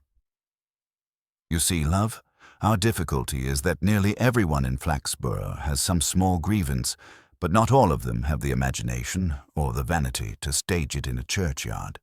We must seek someone who enjoys both." Just then, Mr. Pettifer of the Citizen was shown in. He wore the expression of a man prepared to forgive the police in advance for not telling him what he wished to know. His notebook already bristled with unhatched headlines. "Inspector," he began, "the town is in uproar. Every other customer at the grocer's claims to have seen Mrs. Hanslope creeping about at unholy hours. Now, is it your intention to make an arrest? Because I must warn you, the Citizen cannot delay its moral duty indefinitely." Purbright regarded him benignly. "Mr. Pettifer, the Citizen has never yet allowed fact to stand between itself and its duty. As for Mrs. Hanslope, she's been kind enough to provide us with an evening's company and some information which we are naturally pursuing." "Then she is the culprit?" Pettifer pounced. "She is a participant," Purbright said, after the fashion of a man defining the difference between a chair and furniture. "But culprits are a rarer species than gossip suggests." Pettifer scribbled something that looked determinedly like "participant in midnight intrusion," and beamed. "Excellent, Inspector. The town will be gratified." May I say, you manage these matters with remarkable delicacy. Between ourselves, the editor thinks your restraint positively continental." Purbright inclined his head gravely, as though receiving a knighthood. When Pettifer had been shown out, still scribbling, Love muttered, "He'll have Mrs. Hanslope hanged in print by evening." "Not hanged, Love," Purbright corrected, "merely made to look taller on a very wobbly scaffold." That afternoon, Purbright chose to call upon Cyril Rudge once more, this time at the council yard. He found him in overalls, directing 2 workmen who were attempting, without conviction, to fit a pane of glass into a frame. Rudge dismissed them with irritation and turned to the inspector. "You again, Inspector? Look here, I've enough enemies without your visits being added to the list." "Enemies," Purbright said amiably, "are more useful when numbered than when guessed at. You have several, I gather." Rudge scowled but did not deny it. "I stand for proper standards. That means Rawley curses me, Castor sneers at me, and half the town says I'm too big for my boots, but I don't need to prove anything by theatrics in a churchyard." "Indeed not," Purbright agreed. "But tell me, Mr. Rudge, have you received any anonymous letters? Notes, perhaps, making suggestions about your engagement?" The man's jaw tightened. "1. Arrived last month. Said I should consider old obligations before entering new ones. No signature. I tore it up." "Did you recognize the hand?" "Number, but if you ask me, it smelt of Castor. He likes his little digs." Purbright tucked the information away. "Thank you, Mr. Rudge. Sometimes it is the letter one tears up that proves most enduring." He left the yard to the sound of Rudge berating his men and walked thoughtfully back toward the market square. At the corner he paused. Edie Hanslope was hurrying across with a bundle of cloth in her arms, her expression set in the determined neutrality of a woman trying to pass unnoticed. She caught sight of him and, after the briefest hesitation, came straight over. "Inspector, I know what they're saying. About my mother, about me, but I've had no hand in it." Purbright inclined his head. "I believe you, Miss Hanslope, but you must understand that others prefer not to." Her eyes, which had the sharpness of someone accustomed to close work, softened with weariness. "Mother means well, but she's loud. I wanted no promises from Mr. Rudge. I knew better. It's the town that insists I must feel wronged. I don't. I want it finished." "Finished?" Purbright asked gently. "This talk, this fuss. If people wish to think me jilted, let them, but I'd rather be thought dull than pitied." Purbright gave her a small, courteous bow. "That is the wisest sentiment I've heard this week, Miss Hanslope. Rest assured, we shall not trouble you unnecessarily." As she went on her way, the inspector lingered a moment longer, watching the small movements of the square. A dog nosing at a cabbage stall, a pair of council clerks exchanging conspiracies over their sandwiches, Mrs. Bolam bustling with the purposeful despair or of a woman who believes every task too large and every assistant too small. In such trivialities, Purbright knew, lay the texture of the town and the soil in which malice grew. That evening, in the quiet of his office, he reviewed the case with Love. "We have," he summarized, "a bouquet, a garter, a veil, and a clock, all symbols clamoring to be noticed. We have Mrs. Hanslope, who collected the flowers, but did not order them. We have a gentleman's telephone voice, polite and detached. We have putty on a latch, petals dropped like breadcrumbs, and an anxious return to the vestry. Now, Love, what do we lack?" Love frowned. "Motive, sir." "Number. We have motive in abundance. Wounded pride, family honor, civic grudges. What we lack is proportion. Someone has gone to extraordinary lengths, but the result is merely embarrassment. Why expend so much to achieve so little? Unless," he paused, tapping his finger on the desk, "unless embarrassment was never the true aim." Love blinked. "Then what was?" Purbright smiled faintly. "That, Sergeant, is what we must discover before our dramatist chooses to revise his script once more. And indeed, as Flaxborough settled into its night, another revision was already underway. For, as Priest discovered at dawn, there was now a second box under the yews, smaller, plainer, but set with equal care. He did not open it, having learned that discretion brought him more conversation than discovery. Instead, he fetched the police, his trowel already prepared like a bishop's crozier. When Purbright arrived to lift the lid, he found inside not flowers this time, but a single object. A child's doll, its face smudged, its dress scorched at the hem as though by candle flame. Across its chest lay a card with 3 words in the same neat hand: "This ends badly." The inspector replaced the lid with unhurried precision, his expression unchanged. "Love," he said, "fetch me the vicar. And afterwards, Mr. Pettifer. If our dramatist wished an audience, he shall certainly have one, but it will not be the one he imagines." The sergeant swallowed hard, his pencil trembling. "Do you think he means it, sir?" Purbright looked toward the church, its stones serene in the morning light. If he did not, he would not have written it. But what he means and what he can do are not necessarily the same thing. Our task, love, is to know the difference before he does. The doll lay silent in its tin, a grotesque understudy for the bride herself. And as the town prepared for another day of chatter and conjecture, Inspector Purbright knew the investigation had taken a darker turn, no longer merely the satire of a jilted heart, but the rehearsal for something altogether less forgiving. "You said Inspector Purbright spent the remainder of that morning resisting the temptation to summon half the town for questioning. In Flaxborough, too much haste only made the guilty retreat into the shadows with a smirk, while the innocent clucked themselves into indignation. Far better, he thought, to let people speak their guilt out in installments, the way one pays off a lingering debt." The doll lay on his desk in its tin box, removed from the vestry for closer study. Sergeant Love stared at it with the fascination of a man who expected at any moment that it might blink.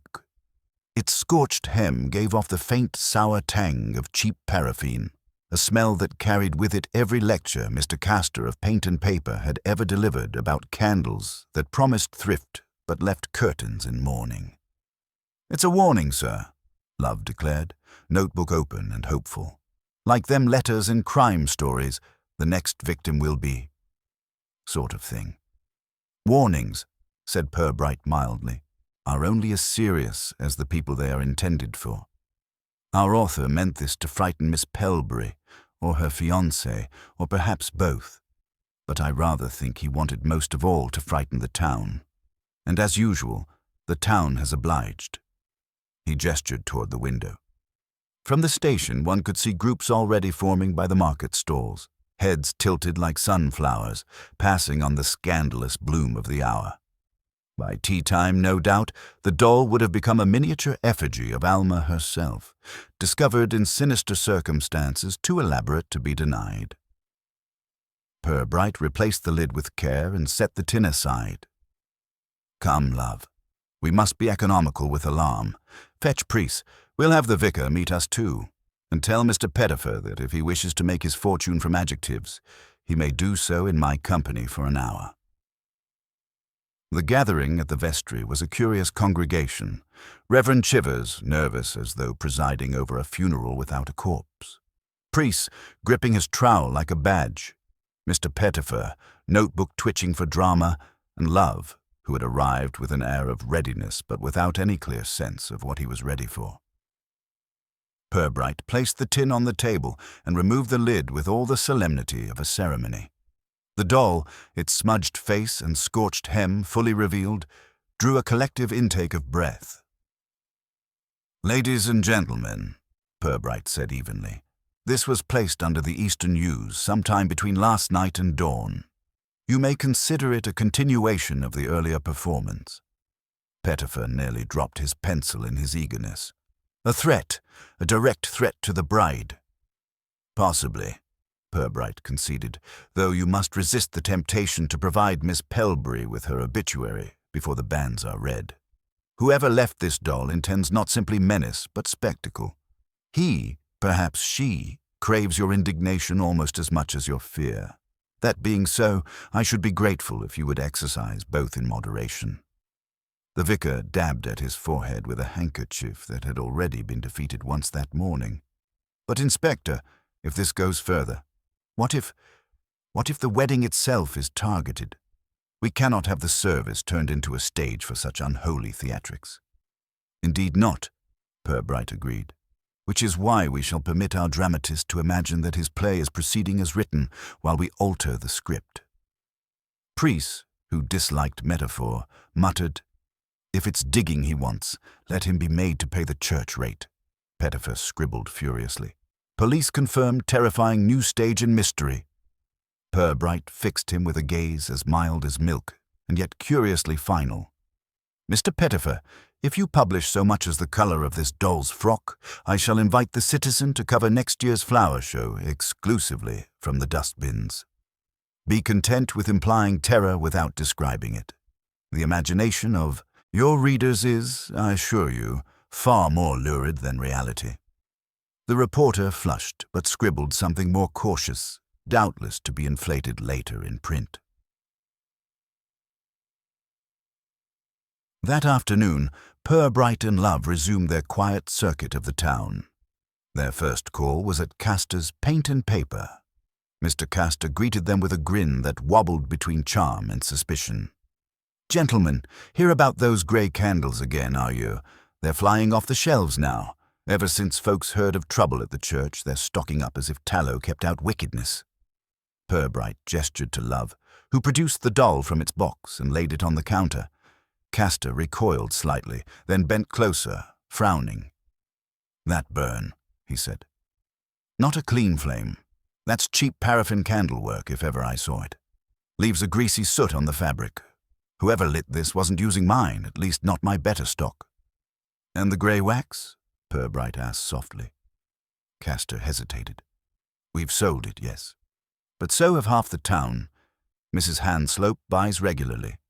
Rudge bought some last week for his yard, and I'll not deny old Tarrant had a bundle off me not a fortnight ago. You see, Inspector, economy speaks louder than quality." "Indeed it does," Purbright murmured, "and sometimes it leaves behind a louder echo than its purchaser intended." From Castor's they went to Rudge's premises. The young councillor was in his shirt-sleeves, wiping dust from a pane of glass with the irritation of a man who believes such labour beneath his future dignity. "You've seen the paper, Inspector?" he demanded before Purbright could speak. "Now they'll be saying my fiancé's cursed. This is sabotage, I tell you. Somebody wants me ruined before I've even had the chairmanship." Purbright observed him coolly. "Sabotage requires precision, Mr. Rudge. This affair so far has offered us only melodrama, and melodrama is rarely the weapon of businessmen." Rudge flared. "Rawley, then. He'd do anything to see me discredited. Or Castor. He's never forgiven me for refusing to back his contract." "Perhaps," Purbright allowed. "Yet I note you, too, purchased putty and candles from Mr. Castor." "That was for work," Rudge snapped. "What's suspicious about that?" "Nothing at all," Purbright said agreeably. "Nothing, until it is noticed." The most delicate visit was reserved for Edie Hanslope. They found her in her workroom, the light falling kindly on her spools and cloths. She looked up, startled, then resigned, as though expecting once again to be accused. "We come only to ask, Miss Hanslope," Purbright said gently, "whether you or your mother have recently bought a child's doll." Her eyes widened. "A doll? No, Inspector. My trade is grown women and their vanities. Dolls belong to children, and my mother does not buy toys." "Indeed," Purbright murmured. "Then perhaps you might know who in Flaxborough keeps such things. Shops, perhaps." "The haberdashery in Norcaster, certainly," Edie said slowly. "And Mrs. Cleeve down on Barton Lane. She sells odds and ends for children, old stock, much of it. Dolls with faces more like potatoes than babies." "Thank you," Purbright said. "That is more useful than you suppose." As evening fell, Purbright returned to his office. Love sat opposite, chewing a pencil in frustration. "We're circling, sir," the sergeant said. "One day it's flowers, the next a doll. The town's full of suspects, and none of them guilty enough. How do we pin it down?" Purbright smiled faintly, folding his hands. "By asking not who could love, but who must. The guilty here is not the one with the means, nor even with the grievance. It is the one who cannot resist continuing. Whoever planted these tokens is compelled to return, to adjust, to stage another scene. That is their weakness and our opportunity." Love frowned. "So we wait." "Precisely," Purbright said. "We wait, we watch, and we allow our dramatist to believe his audience suitably enthralled. But the curtain will fall sooner than he thinks, and when it does, he will find the applause very different from what he rehearsed." Outside, the lamps of Flaxborough winked into life. The town, still buzzing with speculation, prepared itself for another night of stories whispered over pints and teapots. But in the vestry, in the shadows of the yews, Inspector Purbright knew another act was already being written. And the theatre of malice, once begun, could not rest until the final bow was taken, willing or otherwise. Inspector Purbright disliked beginnings that looked like endings. They made the town lax and the guilty sentimental. The morning after the doll's discovery had the feeling of a tidy bow tied too soon. Flaxborough, reassured by sunshine and the survival of ordinary errands, behaved as if its shock could be filed between milk delivery and coal. The market women added the doll to their litany of prices. The men at the ironmonger's took to tapping tins as though one might ring with guilt. It was, Purbright reflected, the right moment to be untidy. He walked first to the telephone exchange, a quiet room over the post office where Miss Dobb presided with the grave, benevolent omniscience of Providence. Voices, to her, were thread and pattern. She knew who called whom, when, and with what temperament. "Inspector," she said, not so much greeting as recognizing an inevitability. "If it is Norcaster you are after, I can help you. We had a call the day before the exhibition, after dinner, nearer 2:30, from Mr. Castor's line to Camberley's florist's. The gentleman asked very politely, which is how one knows he was up to something." "Did he give a name?" "No names when people are being polite," Miss Dobb said, her mouth tidy with approval of her own paradox. "But he asked to be so good as to connect me, and said he wished to make the matter plain." No one says "make plain" out loud who hasn't rehearsed it. Purbright, who treasured such sentences as other men kept stamps, thanked her with genuine gratitude. "If anyone should inquire whether the exchange keeps a memory, do remind them you keep only kindness," he said. "It will be true enough to pass." He left, with the time stitched into his pocket. 2:30, the day before the show, the exact hour Mr. Nettleship had remembered being consulted about white roses. The pattern began, not to declare itself, but to stop pretending not to exist. The next errand took him down Barton Lane, where Mrs. Cleeve's shop held a small parliament of battered toys and notions with long memories. Bells ached themselves into sound as he entered.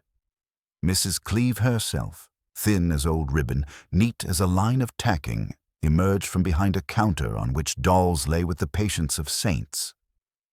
"Inspector," she said, as if a doll had introduced him, "if you've come for the doll everyone is talking about, I'll tell you this much. I sold one last week to a gentleman who didn't look as if he had a child and said he had a niece. They all have nieces when the thing isn't proper." "What sort of gentleman?" "A shopman. Hans told me. Smelt of oils and turps, and the nails had that grey that gets into you when you meddle with window putty. He asked for brown paper, turned it in a way that shows practice, and brought his own string, which I took to be vanity. Paid cash, and said, 'That will do very well to make a point.' I don't mind points, Inspector, but I do like to know which way they face. Hat? Asked Purbright, because hats in Flaxborough often told one more than faces did. None, she said. Coat with little drops of white where paint had given up.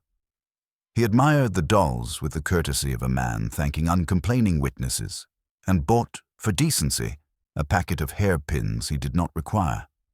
Outside, he stood a moment, letting the lane's thin air arrange itself around what he had been given. A polite telephone call at 2:30, a man smelling of linseed and economy, a string that had been an argument before it was a chord. The dramatist had hands used to trade and a taste for his own sentences. Because traps set in one's head need only vanity to spring, he went in search of a little more vanity and found it, as he expected, in Mr. Castor's manner. The paint merchant accepted the inspector's greeting with the fragile geniality of a man who suspects that the dictionary definition of his smile has been altered behind his back. "We shall be calling together a small meeting at the vicarage this afternoon, Mr. Castor," said Purbright, conversational as a weather report. "Arrangements for the wedding decorations. Quite proper, you understand. The vicar would be comforted to see the town's practical men and women prepared to lend their steadiness. 3:00. "Of course," said Castor, properly flattered by the thought of steadiness. "I shall bring, if you like, a pot of my best spirit for stubborn marks. Church stone takes offence easily." "Your spirit will be welcome," Purbright said, and left him to adjust his tie to the dignity of service. He invited others with the same even hand, Mrs. Pelbury, on the understanding that ribbons were to be spoken of respectfully. Alma with a quiet, "only if you feel amiably equal to it." Mrs. Hanslope, on the pretext that seating plans sometimes depend upon pinning. Old Tarrant, because windows have tempers. Arnold Betts, because ladders offend if not represented. Mr. Pettifer, on the useful falsehood that the citizen might be trusted to observe rather than improve. And Cyril Rudge, because one does not arrange any parish practicalities without injuring his sense of indispensability. The vicar's sitting room at 3 had about it the careful disorder of a good intention being asked to do too much. Chairs multiplied to insufficient effect. The tea tray looked as though it had passed through several doctrinal positions. Mrs. Chivers managed cups with the tact of a woman who has trained herself never to hear an anecdote twice. Purbright, who could sit still without appearing idle, took a place by the mantel, where 2 respectable candles stared at the company as if doubting its salvation. "Thank you for coming," he began, when all had found surfaces for their anxieties. "We meet, as I think the citizen will not mind saying in some suitably moderate way, to secure a decent quietness about the wedding. No parish profits by rehearsal becoming theatre." Pettifer smiled the professional smile of a man who knows at once that moderate will mean more readers than melodrama. "We are not here to assign guilt," Purbright went on, and paused just long enough to make guilt choose a chair, "but to propose a few arrangements that will make mischief thirsty. Mr. Tarrant, would you be so kind as to have a look at the vestry window before we disperse? The catch has lately become expressive." Tarrant grunted assent, already annoyed by a latch he had mended once and would mend again. "Wants relining," he said to no one in particular. "You won't get thrift to do devotion." "Quite," said Purbright. "And since we are considering small economies, Mr. Castor, perhaps you would advise the vicar on candles. We mustn't encourage soot. I understand the cheaper sort leaves a memory where it oughtn't." Castor produced his pot of spirit, held it up as though consecrating, and delivered a short lecture about grades and wicks, the gist of which was that it was not his fault if the parish wished to save pennies and spend pity. As he spoke, his thumb, large, competent, assured, rubbed, almost caressingly, at the cleaned window latch which priests had polished to bishopric gleam. A faint streak appeared, that cheap, sulky grey which does not vanish when told. "Useful spirit," Purbright murmured, passing him the vicar's rag. Castor, busy now polishing his own trace away, did not entirely hear. Mrs. Hanslope stiffened at the back of the room as though righteousness had pricked her. Mrs. Pelbury occupied her chair with the calm of a woman who had moved into indignation and intended to sublet. Alma sat small and steady, eyes on her hands as if they had just been told not to tremble and were being obliging about it. Arnold Betts tried to look soberly invaluable and achieved instead the expression of a window cleaner listening to a sermon he suspected contained a complaint about him. Purbright poured the tea. He disliked handing out sentences without liquid. "There is also," he said kindly, "the matter of children's things. Mrs. Cleeve has been most helpful in teaching me about dolls whose faces are more potato than tragedy. The parish should be reassured to know that their commerce is understood." Rudge shifted, heavy with impatience. "Inspector, this is all very soothing, I'm sure. But if you have anything to say about who's been putting my fiancé's name into holes, say it. We have work." "When I have anything that is not guesswork, Mr. Rudge, you will hear it first," said Purbright, so gently that the rebuke took a moment to locate itself. "Meanwhile," and here he let his eyes rest amiably on Mr. Pettifer, "the citizen will, I'm confident, allow me to announce one thing. There will be no more boxes to admire. The vestry is to be cleared this evening. Anything not ecclesiastical will be removed to the station forthwith. I regret to report that certain clues, of a sort best appreciated by those who sell them, have already been traced to their counter." Pettifer's pencil hesitated. "Traced, Inspector? To a counter?" The word hung in the room like an umbrella nobody would claim. "To places where one purchases economy in grey," Purbright said as if reciting the weather. "Miss Dobb at the Exchange has also comforted me in the matter of politeness by telephone." He let that rest. It was surprising how much work a polite telephone could do when left alone in a room. Castor's hand, which had been wiping ridges nobody else could see, missed its rhythm for a second, and then recovered it diligently. He smiled the smile of a man who is delighted at the thought of helping the church cleanse itself. "Mr. Tarrant," Purbright said, turning the room's attention with the ease of a choir master, "you will find priests already by the window, prepared, I dare say, to approve of your earlier work, if you would be so good as to test the catch." Tarrant lumbered up. Castor stood sharply aside, as men do who know they take up more room than their goodness does. In the shuffling, Alma's hand went to the doll, tin, its lid replaced before they came, to steady the tray on which it sat among hymn books. She did not flinch. Mrs. Hanslope did, a small involuntary recoil that drew 2 inches of carpet into the argument. "Mrs. Hanslope," said Purbright pleasantly, "your care for the decent is admired. But we shall not need your midnight errands any longer.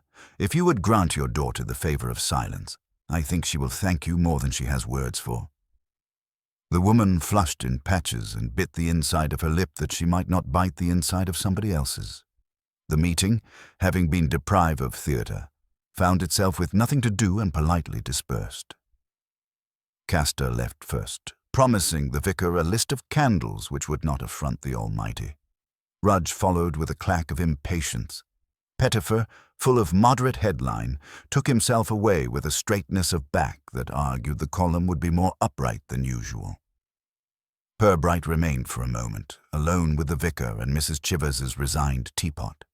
He looked at the latch Tarrant had adjusted again, at the faint ghost of a smear still visible even after spirit. Some traces preferred to be remarked. "Forgive the parade," he said softly. "It was not to humiliate, only to remind somebody that we know the difference between air and draught." The vicar, who had discovered in recent days that theology contains less about putty than he would like, nodded. Back at the station, toward evening, a plain envelope waited on Purbright's blotter.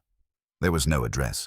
The citizen had given Flaxborough the habit of anonymity, and the parish had adopted it with ecclesiastical seriousness.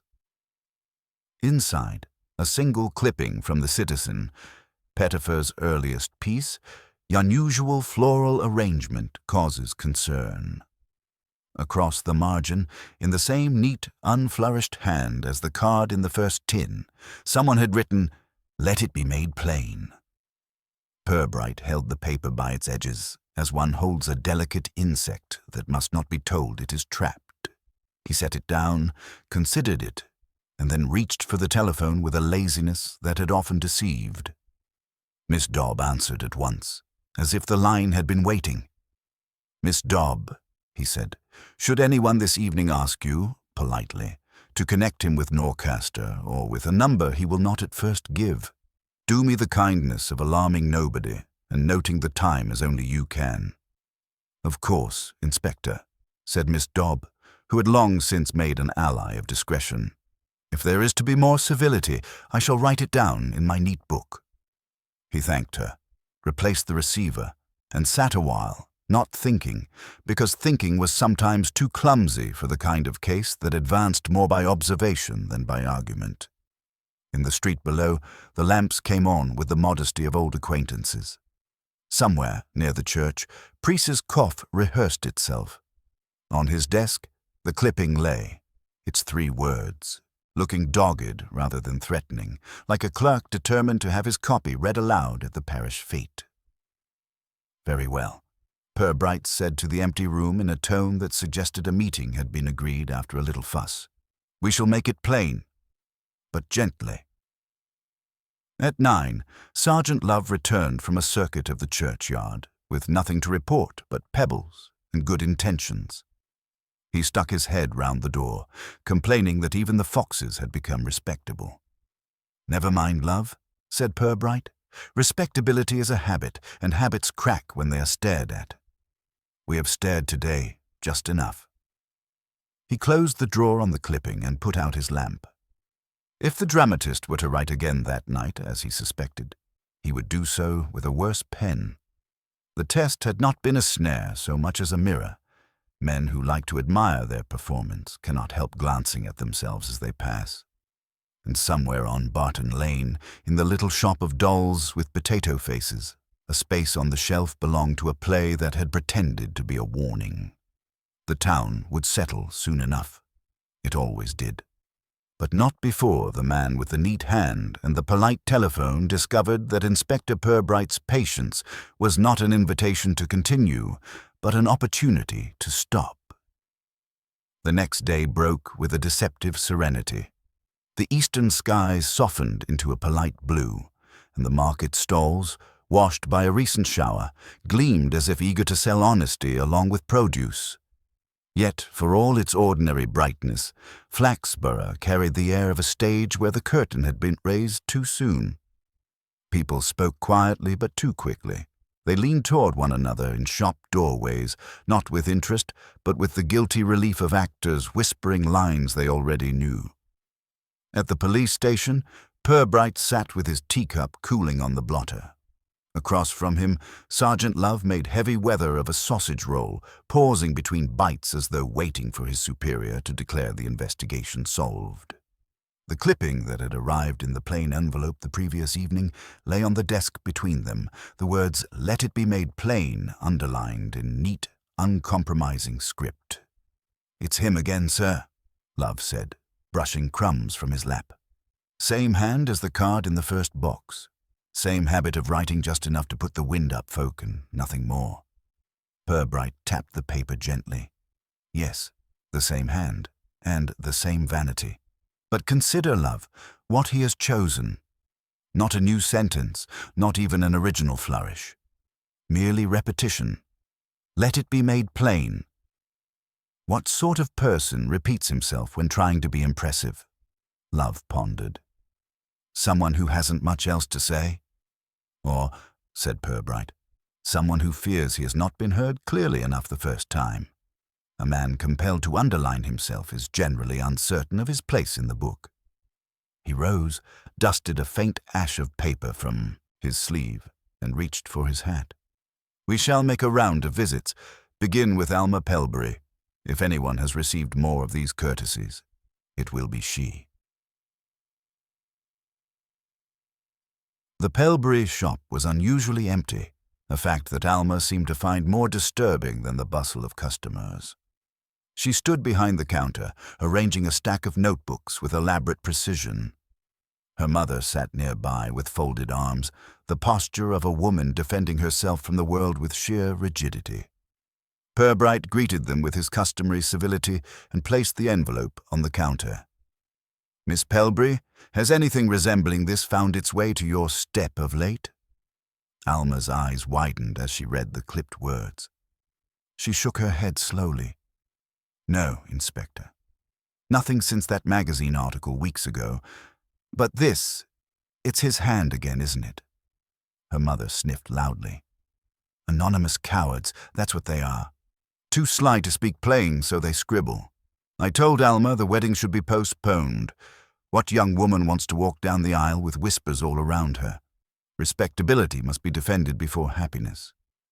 "Respectability," Purbright said mildly, "is often too busy defending itself to notice it has been made ridiculous." Alma managed a faint smile at that. She looked tired, her face thin from nights of strain. "I want it finished, Inspector. If it means marrying tomorrow or never, I'll face either.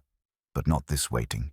He, whoever he is, seems determined to keep us suspended." "Suspension," said Purbright, "is exactly what such people delight in. They live off pauses and doubts like moths on cloth. We must not oblige them too willingly." He left with a courteous bow, carrying away not only Alma's words, but her weariness, which clung to him more than he cared to admit. Next, Purbright turned to the vicarage. Reverend Chivers received him with a brow damp from both devotion and anxiety. Mrs. Chivers hovered with a tray of tea, as though bracing herself for whatever scandal might next intrude upon her linen. "Inspector," the vicar began, "I confess I am worried for the sanctity of the wedding service. The young couple deserves a day unmarred by these theatrics. Last night I heard rustling again by the vestry wall. Priest insists it was only the wind, but the wind does not tread cautiously." Purbright accepted a cup and sipped. "Indeed not. The wind usually prefers to boast. Tell me, Vicar, do you recall seeing Mr. Castor here yesterday after our little meeting?" "Yes, he lingered afterwards, wishing to show me which candles were most appropriate for holy offices. He is an authority on wicks, it seems. I fear I let him wander the vestry unattended while I fetched Mrs. Chivers to make a note of his recommendations." Purbright nodded slowly. "Yes, one must never underestimate the zeal of tradesmen who believe their wares essential to the Almighty." He set his cup down and rose. "I shall be nearby during the coming days, Vicar. Should any further rustlings occur, think of them as opportunities rather than afflictions. It is often in the second act that the actor reveals too much." By late afternoon, Purbright and Love found themselves again at Castor's Paint and Paper. The proprietor bustled forward, sleeves rolled up, smelling of linseed and calculation. "Inspector, Sergeant, come to see about those candles again. I assure you I've put aside the very best for the church, none of your smoky greys." Purbright set the envelope on the counter and pushed it lightly toward him. "Have you seen this sentence before, Mr. Castor?" Castor blinked. "Let it be made plain." A fine phrase, Inspector. Concise. But no, can't say I have. "What's it to do with me?" "Only that it is a tradesman's phrase," Purbright replied smoothly. "Not a poet's, not a lover's.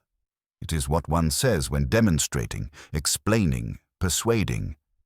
I have heard you use it myself in this very shop." Castor coloured slightly but laughed. "Why, I dare say I have. One must make things plain for customers who don't know the difference between undercoat and gloss. But surely you can't think." "I think," Purbright interrupted softly, "that a man who repeats himself without noticing is the same man who repeats himself in print, believing the repetition will look like command." Castor swallowed, smoothed his waistcoat, and found refuge in bluster. "Inspector, I've more to occupy me than childish tricks in a churchyard." Purbright gave him a long, genial look. "I quite believe you. And yet, someone with oils on his fingers and the smell of candles on his coat bought a doll last week from Mrs. Cleeve, wrapped it with his own string. You would know string, Mr. Castor, as you know your paints. The silence that followed was broken only by Love scribbling earnestly, though without grasping what, precisely, had been caught. Purbright put on his hat. Good day, Mr. Castor. We shall not keep you from your customers.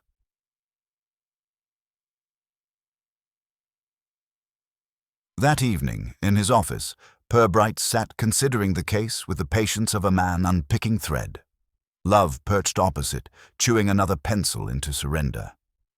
So you're certain it's Castor, sir? Purbright shook his head gently. Certainty is for coroners, Love. What I have is recognition, a man too fond of explaining himself, who cannot resist underlining his presence with grease, wax, or phrase. A man who sells the very tools he uses to stage his drama. But recognition is not proof. Proof must come from behavior that cannot be excused. Love frowned. Then what do? We wait, Purbright said, and we let him think the stage is still his. He will act again, because he cannot not act. The question is, what prop will he choose next? As if in answer, the station door rattled and Priest appeared, cap in hand, breathless from the churchyard. Inspector, another one. Not a box this time. A message nailed straight to the vestry door. Hammered in, bold as you please. Cardboard, with those same neat letters. The bride must not appear. Love gasped. That's a direct threat, sir. Purbright rose, his expression unreadable. No, Love, not a threat. A promise of theatre, and promises of theatre, once advertised, must be kept, or the audience riots. He took his coat from the stand, voice calm but final. Come. We shall collect the card, and then we must speak to Miss Pelbury. For our dramatist, the rehearsal is nearly over, but he may not yet know whether his last act will end in applause or exposure. And with that, Inspector Purbright stepped into the evening, the quiet streets of Flaxborough preparing themselves once again for whispers. The church tower, impassive as ever, kept its watch. Beneath it, Malice still moved, compelled by vanity to take one gesture too many. The card stayed up on the vestry door for exactly 20 minutes. Purbright allowed it that, neither more nor less, before lifting it away and putting it in his pocket with the absent-minded care one gives to a troublesome visiting card. He asked Priest to keep a respectful distance from the yews for the rest of the evening, and told Love, who was inclined to bristle at nailed words, that indignation was a draughty coat for night work. At noon the following day the Citizen bore, not a headline, but a notice on page 2, as plain as Pettifer could bring himself to print it. At 6 o'clock this evening, at St. Ethelreda's vestry, the Reverend Chivers and Inspector Purbright will make plain certain arrangements concerning the forthcoming wedding. Pettifer had underlined "make plain" twice in the proof, then prudently removed one of the lines. Purbright saw the item at breakfast and allowed himself the smile of a man who has set a mirror in a convenient place. By 5 minutes to 6, the vestry had collected most of the town that considered itself suitable for vestries. The vicar and Mrs. Chivers, Priest with his trowel clean enough to offend no altar, Mrs. Pelbury in a dress that held its breath, Alma beside her with the composed look of someone who suspects composure to be the thing being examined.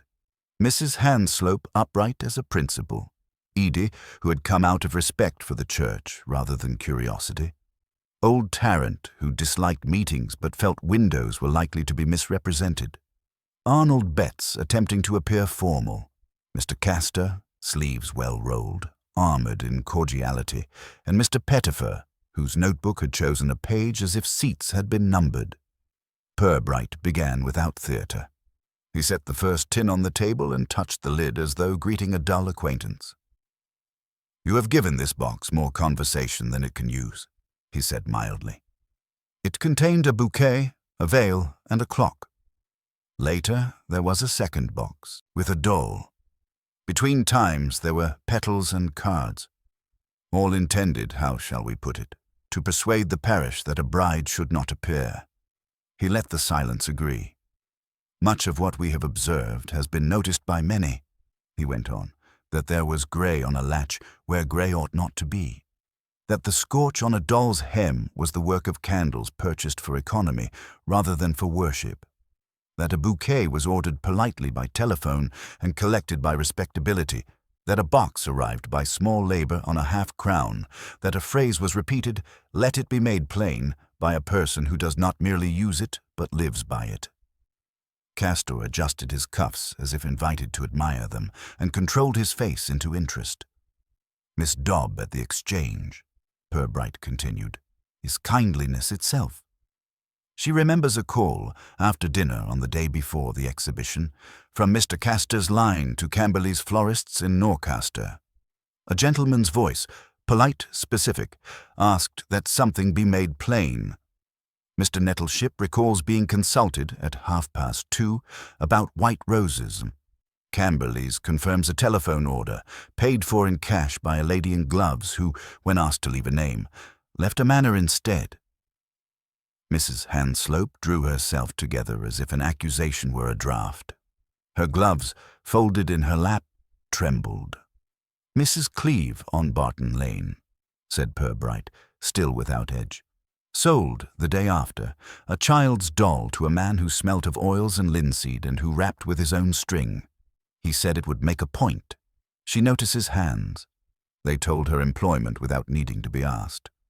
He inclined his head in apology to the vicar. "The vestry latch had been cleaned, with zeal, yesterday afternoon.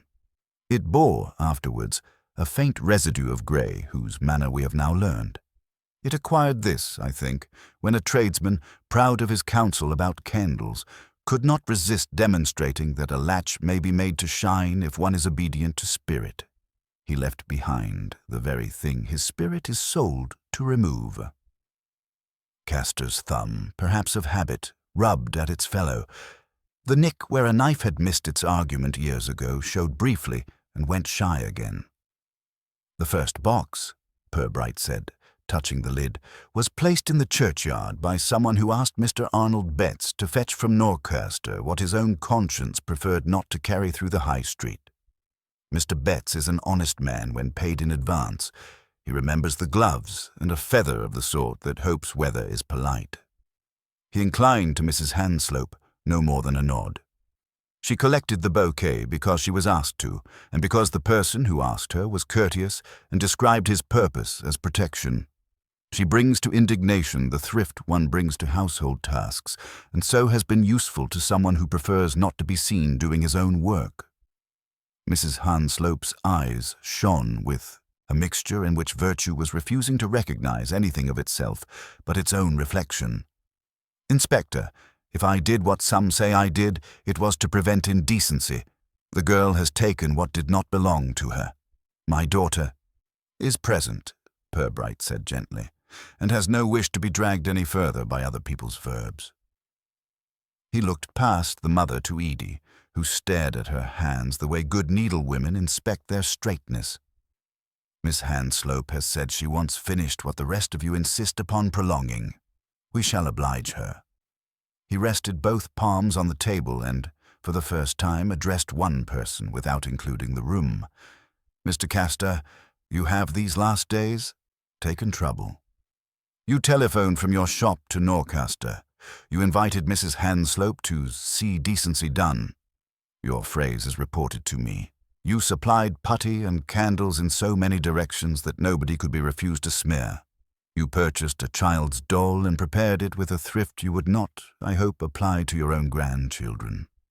You hammered a card to the vestry with neat letters. You repeated yourself to me and, later, in an envelope to my desk. You came here yesterday and, meaning to be of use, reminded this latch of its history. You have sought, in short, to persuade the parish to believe what you already hoped it would think, that Mr. Rudge is not fit to be trusted with so much as a draft without making a mess of it, that Miss Pelbury's name should live near scandal rather than near a marriage notice, that your own standing as the man who keeps Flaxborough properly supplied might be improved by being thought the only person who can make things plain. Castor laughed, as men laugh when the chair to which they had intended to move has been pulled back without malice. It was a short, sensible laugh that wanted allies. "Inspector, I sell paint and paper. Do you truly suppose I have leisure for dolls and graveyard buffoonery? I rang Norcaster to ask about candles for the Harvest Festival. I polished the latch because it had the bad manners to be dull. If a woman chose to fetch flowers you say were ordered, it was not I who taught her to be foolish. And as for phrases, every tradesman must explain himself. I'm fond of clarity. Is clarity now a crime?" "Not at all," said Purbright, "nor is economy. The only crimes here are small ones. Placing objects where they must not be, sending anonymous communications likely to cause fear, damaging church property, attempting to impede a service by means of mischief. They are parish crimes, Mr. Castor, unexciting, undignified, but they are yours." "Yours," repeated the vicar, surprised to find how comfortably the word sat in his mouth. "Now look," Castor began, and stopped because his hands had found each other and were trying to talk without him. He saw them, shook his head at them as if at disobedient boys, and then discovered there was no place in the room into which his gaze could respectably move and be believed. "You want a speech?" he said at last, not angrily but with the weary annoyance of a man who has realized how much energy vanity consumes.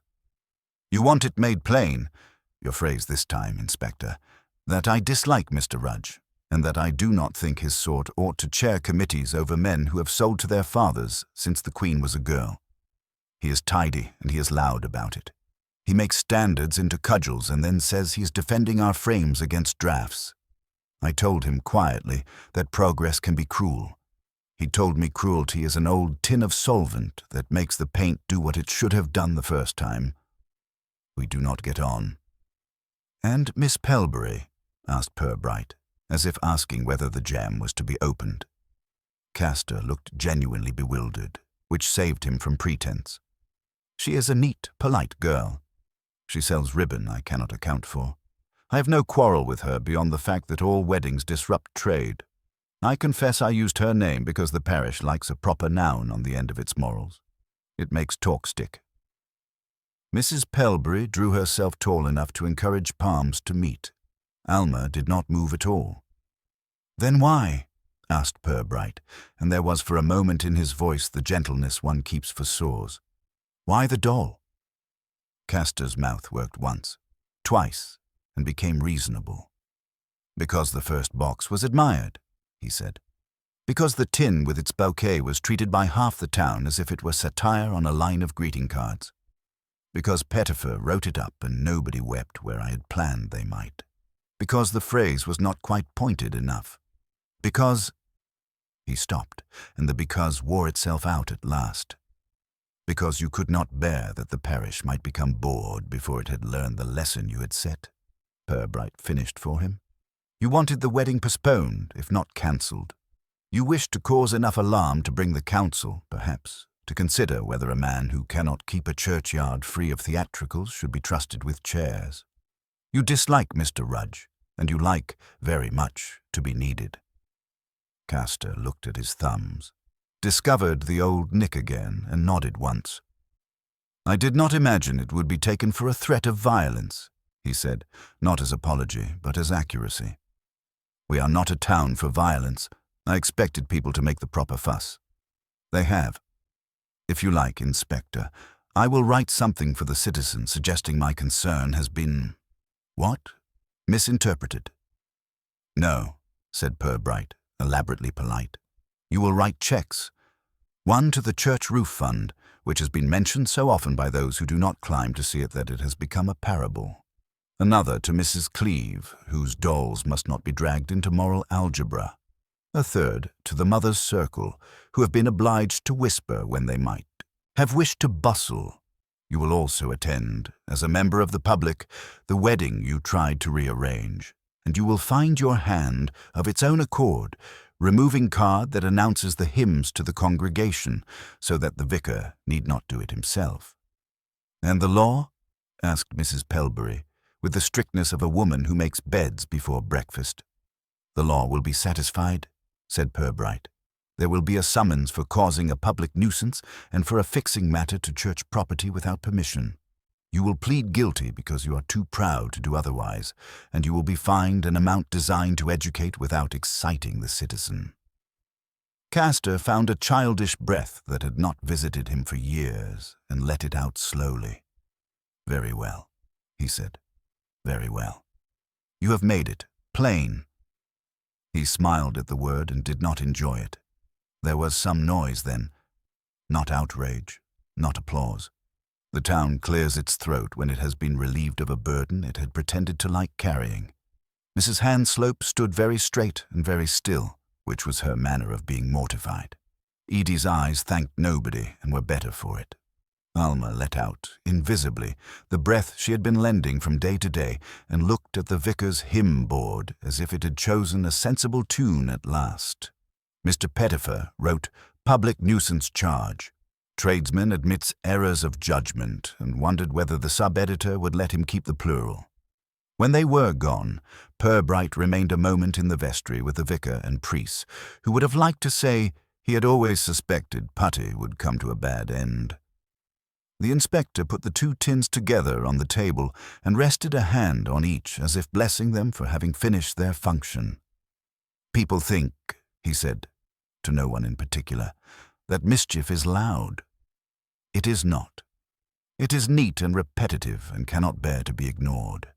It knocks with a gloved hand and announces itself as clarity. All we can do is show it its own face." The wedding, on the Saturday, was attended by the usual weather and the unusual self-restraint of a town that had had its drama and was acclaimed for behaving. Castor, collar too tight, handed round hymn sheets with a solicitude that fooled nobody and pleased everybody. Rudge held himself as men do who have escaped a cautionary tale. Alma walked down the aisle with the grace of someone who had stopped being part of other people's sentences. Mrs. Hanslope sang. Edie sewed later that afternoon, as if a seam were the only sound worth making. On Monday morning, Purbright was at his desk, negotiating with paperwork the limits of human intelligence. Love came in with a folded citizen and a remark about fines that made sense to him. The inspector listened as one listens to rain, present, agreeable, not requiring of comment. "Sir," Love said, hovering, "if I may, how did you know Mr. Castor would come to the meeting?" Purbright considered. "Because we announced we would make things plain," he said. He could not keep away from his own echo. He returned to a report whose language was determined not to be mocked, and Flaxborough, having satisfied itself that it had again been both sensible and interesting, began the week with its ordinary prejudices. The Eastern yews approved, which is all the blessing most towns require, and if that evening someone polished a latch without being asked, it left no mark. The end